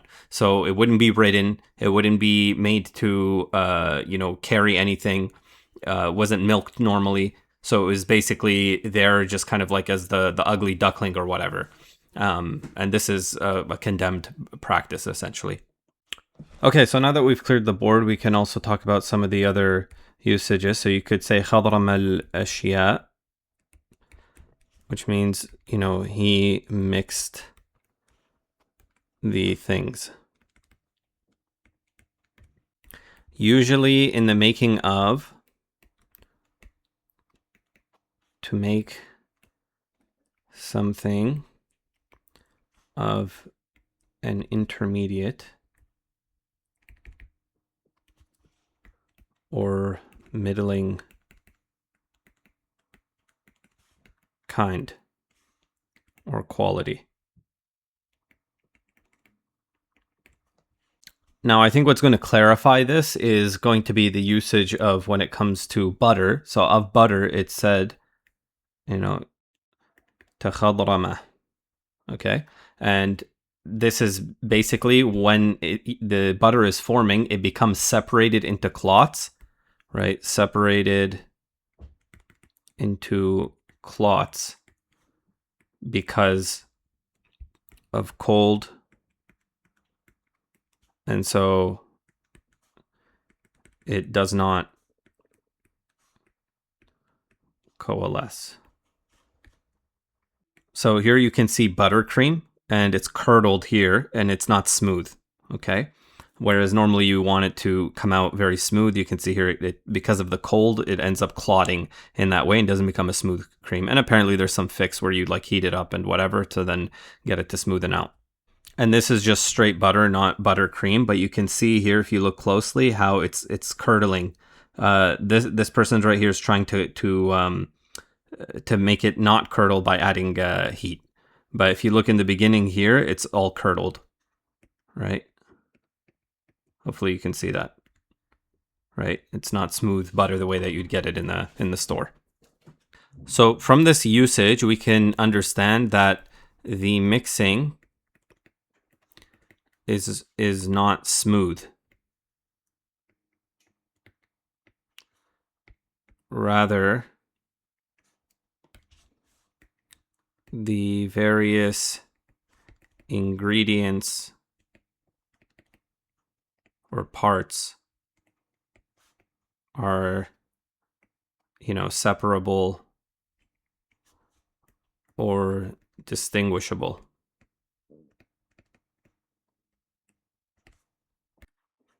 So it's like a mish-mash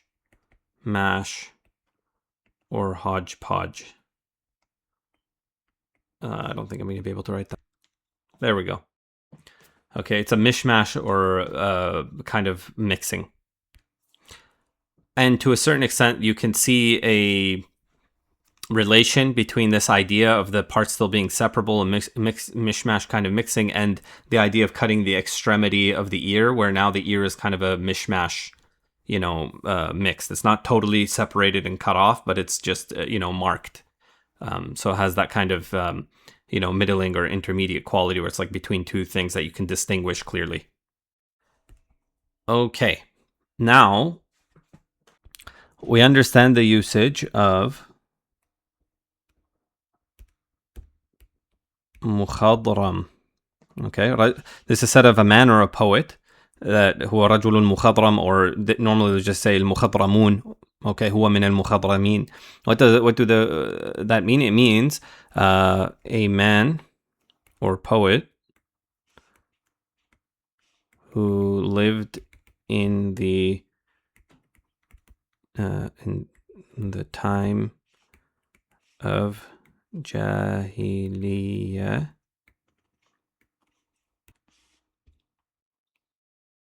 and then became Muslim. Okay, so he lived in both eras essentially. So basically all of the Sahaba, for example, are mukhadramun. Okay, and this is used to distinguish, for example, from the poets of Jahiliyyah. Okay, so you wouldn't say, for example, Hassan ibn Thabit, it was a Jahili poet. You would say huwa min al-mukhadramin. Okay, that he witnessed some of his life in Jahiliyyah and then some of it in Islam. And I've also seen this expanded not just to Jahiliyyah and Islam, but even, for example, the transition period between the Umayyads to Abbasids, or any kind of, it seems to have been generalized, at least later on, in terms of any kind of transition period. And so the idea here is that, once again, it's this idea of the middling quality, meaning it's like a mix of this and that. You got that's sort of the analogy, if you would like. And then it would also be used for a black man whose father is white. Okay, once again, this idea of a mix of two different qualities or two different things. And then this therefore comes to mean one whose origin is suspected, i.e., his claim about who his father is suspect. So in other words, we don't know, basically if he's of legitimate birth or not. So then this becomes the idea that, it's a mix between legitimate and illegitimate, like a noble father, and, or a noble person and, someone who's not noble, something like that. That's also why it also comes to be from here, someone who's deficient with respect to lineage. Okay, so this idea of their lineage then being mixed between noble and ignoble. Maybe I need to start writing smaller because, it's getting a little bit like I should be able to write more on the thing, but whatever. I feel like I have to write that big. I don't know why. Okay, so from here also, you would, from this meaning up here, you would also get, someone of mixed parentage, right? Someone born of a free father plus a concubine. Right, so, there's all kinds of ways that you can have this kind of idea of mixing. Hopefully that becomes clear to you, the general meaning. And then you also have, for example, a completely different meaning, food that's neither sweet nor bitter. So once again, this idea of a middling quality. Now, there's something I want you to keep in the back pocket right now. If you look at the word, right, khadram, you'll notice the first three letters here. What does al-khudr normally mean, right? It means, like, from the color, akhdar, right? What does it mean? It means green. Or rather, khudratun with the ta marbuta is what is the word for green in Arabic. But my point is the madda, right, of the kha, dad, ra. That's referring to or associated with greenness, as we see in many of the usages within the madda. That's its primary signification. So, inshallah, let's not get too caught up on that. So this is if it's green plus the meme is za'ida. Okay, so keep this in the back of your mind right now. And then what we're going to go to is there's another usage of, khidrim, which is used to describe a large body of water, i.e. an ocean, a well, a huge well, right? Like a well with a lot of water. Now, this seems to be completely unrelated to anything we just covered previously. So inshallah, I'm going to try to bridge that gap as much as possible. So here, if you can see the source of a river, first you have, rain and snow that goes on the mountains and it melts and becomes water. And then you can see it comes down through these different channels until, where does it go? So here the water mixes with everything, and then eventually it goes to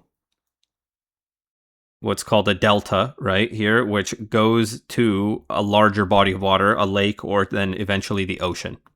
Okay? And this is called a river mouth, where the water flows into the ocean. So what we have here is the mixing of a river with the ocean. Okay? And this is an aerial view of that river delta system. So this would be like, all these rivers, whatever, and they're coming into this, bigger body of water here from all these other places. They flow into it. Okay. Now, this is a clearer photo. What do you notice about the color of the water here? Right? The color of the water. It's not exactly blue. It has a greenish tint. Okay. And this becomes even more clear when we zoom out even more. So notice over here, the ocean is blue. But as you come here, you have this greenish tint. You guys see the greenish tint on this side versus the pure blue over here?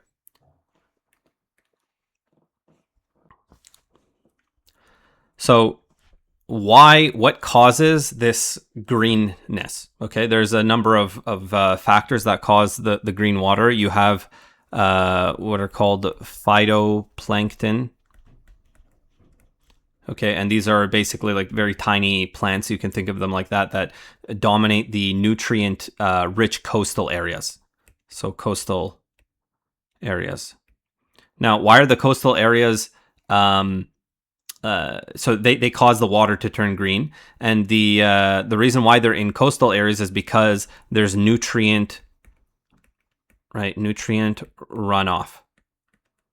So remember when I showed you the rivers, they're carrying everything from the valleys and the mountains. They're mixing with everything there. So the rivers mix with nutrients, and they carry that into the ocean. In addition to that, you have shallow water. Okay, so the shallow water means the color changes easier, because there's obviously like less volume, less depth, and so on, and the sunlight reflects, and so on, so that when you see the algae and the phytoplankton and these things, they're more visible in the shallow water, because the light reflects easier. And then the murky appearance are also caused by sediments that are part of the runoff, right? You have also sediments of different kinds of minerals and minerals and rocks and whatever. So they kind of give that murky color. Okay, so the green part of the ocean, right, indicates high biological activity. It's like a very active, ecosystem, whereas the blue ocean typically indicates fewer living things in terms of density. Right? Okay. So do you guys recall how I mentioned, right, that you can break this, khidrim into khudratun plus a meme, right? Well, right? So this is the idea, is that the origin of this word actually comes from here. Okay, that you have this mixing of bodies of water is where you have the green ocean. Okay? Hopefully that's clear. And of course here the green ocean is of an intermediate quality between, the land and blue ocean, or maybe I should say between the land or the incoming rivers, right, and the blue ocean. So hopefully that's now giving you a clearer look at this. So it's actually not that the root meaning is this idea of mixing, but rather the idea comes from the green ocean, and then from there you get the mixing. You see? It gets generalized to this idea of mixing, but the original is actually this idea of the green ocean. Okay? Now, if this is clear, we can talk about what about wells? Okay, why are big wells also called khidrim? Why are they described in that way? Okay, so how do wells work? Basically, you have rain, right? And then when the rain comes, the water drops down into these large, what are called aquifers, which you can think of as kind of like underground lakes, rather. Okay, underground bodies of water where the body, due to gravity, the water will, condense in one or another area. Typically, these are actually very clean. And the reason is because as the water goes through all the rocks and minerals and whatever, it gets sifted and cleaned. It gets filtered effectively. And so basically what you're doing when you are digging a well is you're trying to get to an area where you have some kind of body of water that's collected. Now, even though the water down here, as I mentioned, is filtered and actually exceptionally clean, once you open a well access point, that allows life now, not just you, but bugs and different, plants and God knows what, to also access these water access points. And as a result, what happens is that, water attracts life, and life can attract all kinds of things that make the water now no longer, pristine clean in that way. Okay? So for example, here you can see a picture of a well, and you can see what's all over here. There's all kinds of life and plants and whatever, and it's green. And this is going to go into the water as well. Okay, and different, things are going to grow on the surface of the water. Different things are going to live inside the water and so on. So this is an actual big well, huge well, okay, in the city of Tayma called Bi'ru Haddaj. Okay, Bi'ru Haddaj. And so you can see it's a really big well. And then what do you notice here, right? What color is the water? You notice life here. You notice that there's an entire layer on top of the surface of the water that makes it green. There's all kinds of it looks like there's little tadpoles, fish. I don't know what's in here. There's fish, there's tadpoles, there's all kinds of life hustling and bustling here. They've made the water green. Okay? So this is why big wells are called khidrim, like the big ocean. Why? Because they turn green, because they attract life, and hence they become of a mixed and middling quality, and they turn green. Or rather, they turn green, like all those things are associated. turning green, having all kinds of, it's not just pure water now, it's all kinds of life forms. It's a hodgepodge mixture, okay, going on. And so hopefully now you understand the concept between the relation between green, right, mixing, and large bodies of water. Okay? These three are now related. And just because you guys like the lore, from what I've gotten from past comments, we'll just read a little bit about this well. The Haddaj well is one of the biggest water wells in the world. It continues to pour forth water 2,500 years on. Sitting at the edge of the Nafud desert, the city of Tayma benefits from an abundance of groundwater. The Haddaj well historically was the main source of water to this ancient city. So this is where we're talking about. This is the Nafud desert, okay? And this is the city of Tayma right here. So you can see it's between Medina and Tabuk. So this is an area probably, maybe some of the Sahaba went here, maybe, it's part of that, you can say, like prophetic, kind of geography, if you will. So, with copious amounts of water, much prosperity came to the oasis as it found itself in the midst of trade and pilgrimage routes. The well is pretty huge, measuring over 18 meters in diameter. This makes it the largest well in the peninsular Arabia. It is architecturally intriguing as well. The wooden structure on top has been restored, giving it a much authentic feel. So let's just take a look at that. You can see over here, this is how. So this is something I didn't know either. So in a big well like this, you would think like, oh, someone just goes and like takes a bucket and, that's how you see it in the movies. In fact, they had these like large contraptions that would sometimes be like tied to a cow or a horse or whatever. And it would like take like a whole bucket, like a whole barrel rather of water at a time. So it was easier to then take water out of the well. So as we reached the rim of the well, we were surprised that there was water in the well. The water was of bright green color. So notice that. There were a number of fishes and turtles thriving in it. We circumambulated the well, with each side of it presenting something new to us. Some portions of the well had wild plants protruding out from the brick walls. They somehow just added to the splendor. So once again, you get this idea of life, green, mixing. The water seemed pretty deep no matter how hard we tried. We could not see the surface. It had a good amount of water in it, even during the hot summer when many wells dry up. But the Haddaj well hasn't always been in use. In around the 5th century, Taymat was abandoned.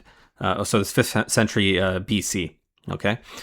And it fell into disuse for many centuries until so-and-so. So one thing I thought I would just mention to you guys is a question that came to my mind is, okay, if this water is so dirty, I used to think like, oh, well water is clean. You can just go and drink it. And that is the case in some places, but in many places it's not. So what would, ancient people were very much aware that you had to filter water. So they had many different techniques. This is like a technique where you use linen cloth to filter. So you see how dirty that water is at the start? You can then filter it, using linen into separate tanks, and then eventually it will become much cleaner. So, different linen and cloth was used to filter. You have also things like charcoal dust that are used. So here's like another technique that's used to filter water. So, ancient people would sometimes fill, they would use something larger than this typically, especially in a city, but they would fill, sand and stone and charcoal and these different kinds of things into like a big, tub or some kind of, container. And then they would use that to then trickle out the water, and it would come out clean. And then another thing they would do is sometimes there would be vines like this that you could cut, and it would still retain its function of sucking up water. So you could use it to then suck up water directly from a lake like this, and then the vine, because it's still alive, will suck out the water, and then you could put it into a jar or whatever, and it would directly filter it for you. Okay, so that was like another technique that was used. And then, of course, there's just good old boiling. So this guy's putting very hot rocks, and you could just like drop a hot rock in there, and then because the rock is so hot, it would like automatically boil and therefore make the water drinkable. Okay, so there's different ways, as you guys know. I just thought I'd give you an idea of like a window as to what it was like to live back then. And you know, it sucks because you're like, you know, you're in some city, there's like barely any water, and then it's like when you want to go to the well to get water, and now you have to filter it as well. It's like, you know, of course, in some of the bigger cities, they had more like quote unquote industrial ways of filtering water for like a huge portion of the population. Especially the Romans had some cool systems for that. But just to give you an idea, in places where maybe there weren't, you know, all those technologies weren't in place, there would be a bit of struggle involved just to get clean water. So just to give some final thoughts on this idea of khidrim or khadrama yukhadrimu khadramatan, is that, you know, from greenness, this asl, right, you get, you know, the greenness of large bodies of water due to life, which means there's, you know, a mix of things.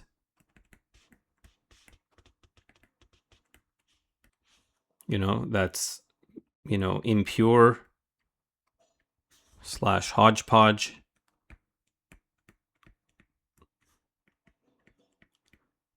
and distinguishable.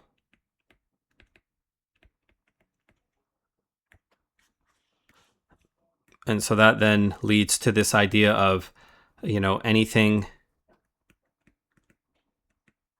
mixed becomes more general.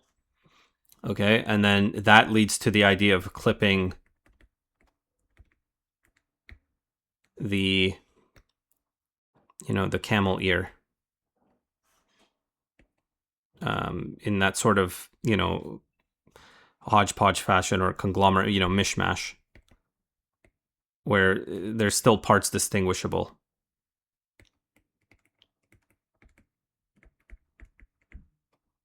So it's not a smooth mixing is the point. Okay, now if you understand all this entire thing and the connotation of it, what happens, sorry about that. So what happens now if I describe a jaysh and I say jayshun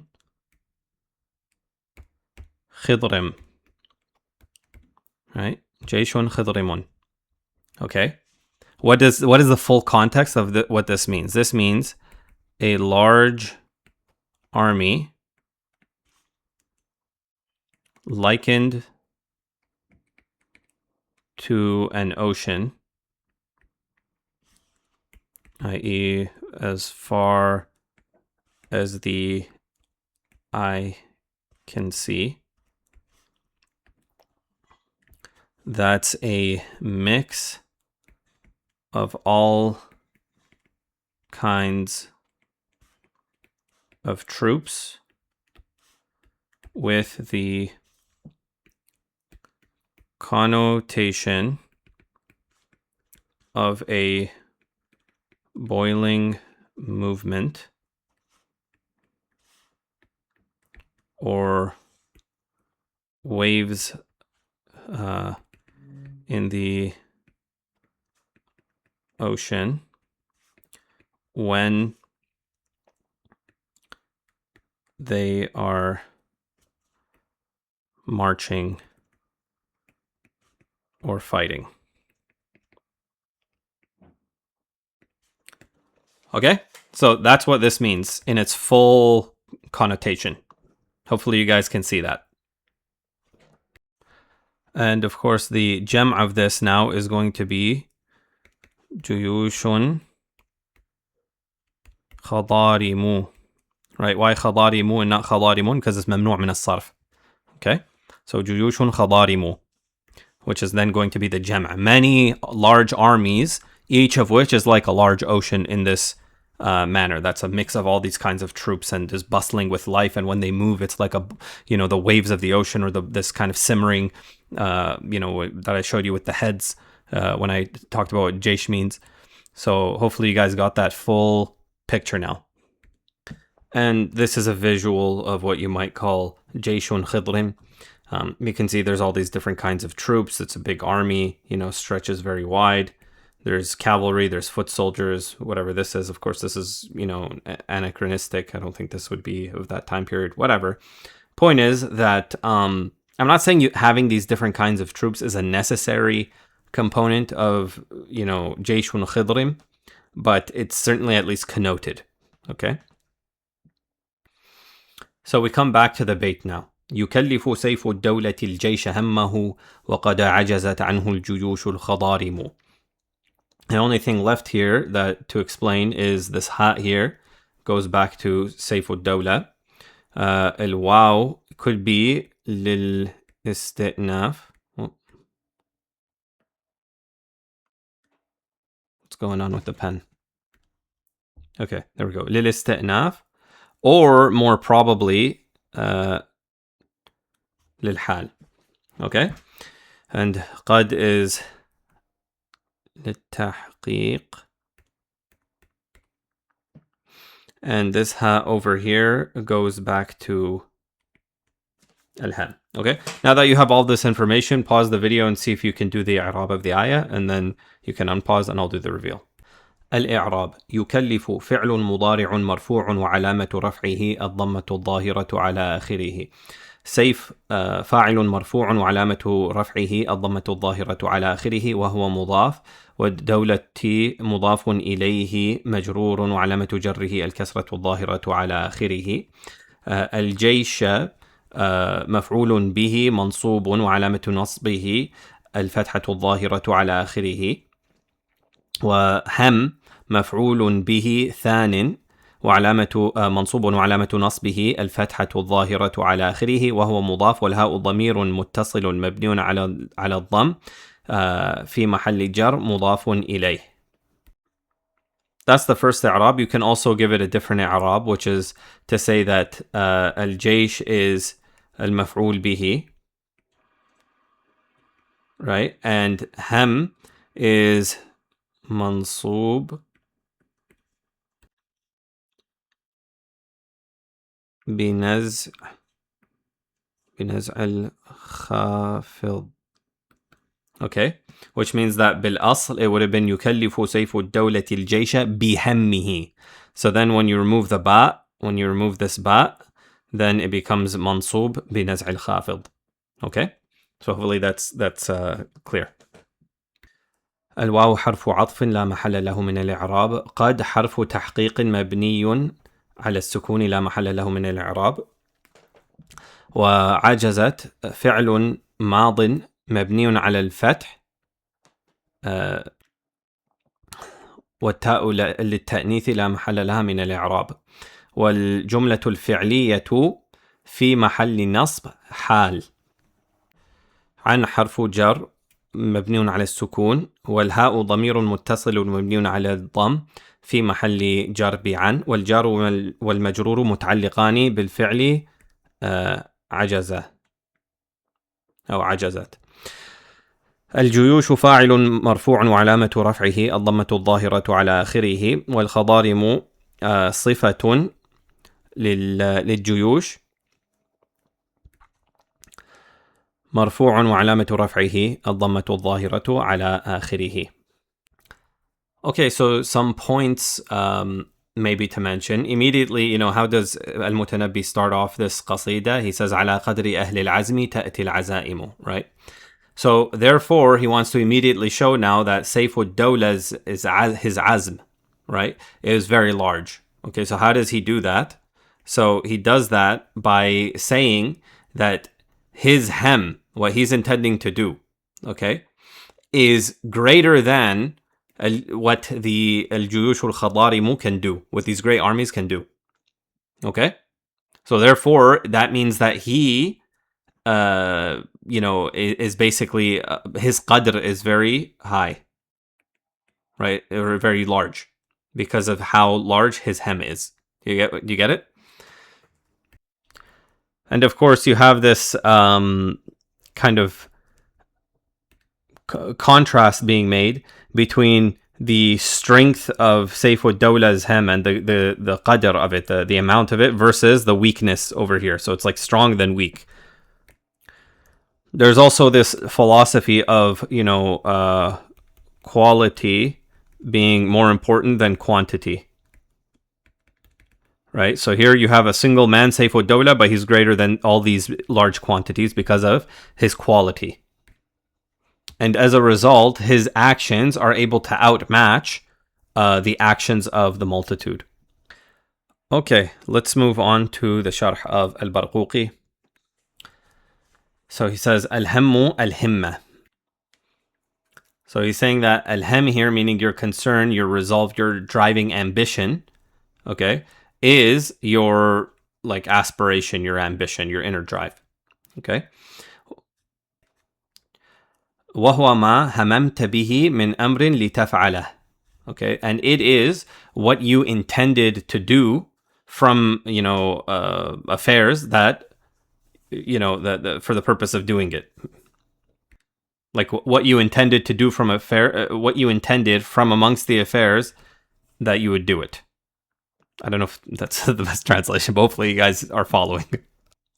وَالْخَضَارِمُ جَمْعُ خِضْرِمْ وَهُوَ الْكَثِيرُ الْعَظِيمُ مِنْ كُلِّ شَيْءٍ. So he's saying here that khidrim can mean that a multitude of anything. Okay, and that's actually true. Maybe I forgot to mention that earlier, that originally this was meant for large bodies of water, but then it's used in a metaphorical way for anything. This is metaphorical. Okay. It's not the literal usage, but it became expanded to that. يقول, so al-Barquqi is saying that al-Mutannabi is saying, يكلف سيف الدولة جيشه أن يقوم بما تقتضيه همته من الغارات والغزوات. Sayf al-Dawla charges his army to do what his ambition and inner drive demands. Okay, and what is that? من الغارات, from the raids and like sudden attacks, والغزوات, the military campaigns. وهو أمر لا قبل للجيوش الكثيرة به لأن ما في همته ليس في طاقة البشر تحمله. So he's saying, and that is an affair, meaning what what is demanded by his himma or his ambition is an affair that there is no acceptance for or a bit like acceptance in the sense that they can't do it, right? They have no ability for large armies, right? For multitudes of armies to do. Okay, and that is because his ambition, or what is in his ambition, is not in the power of human beings to bear or to endure. And with that, I leave you guys. Inshallah, you enjoyed this episode. Make sure to comment and like if you enjoyed it, and to share with your friends. Thank you guys for listening. Wassalamu alaikum wa rahmatullahi wa barakatuh.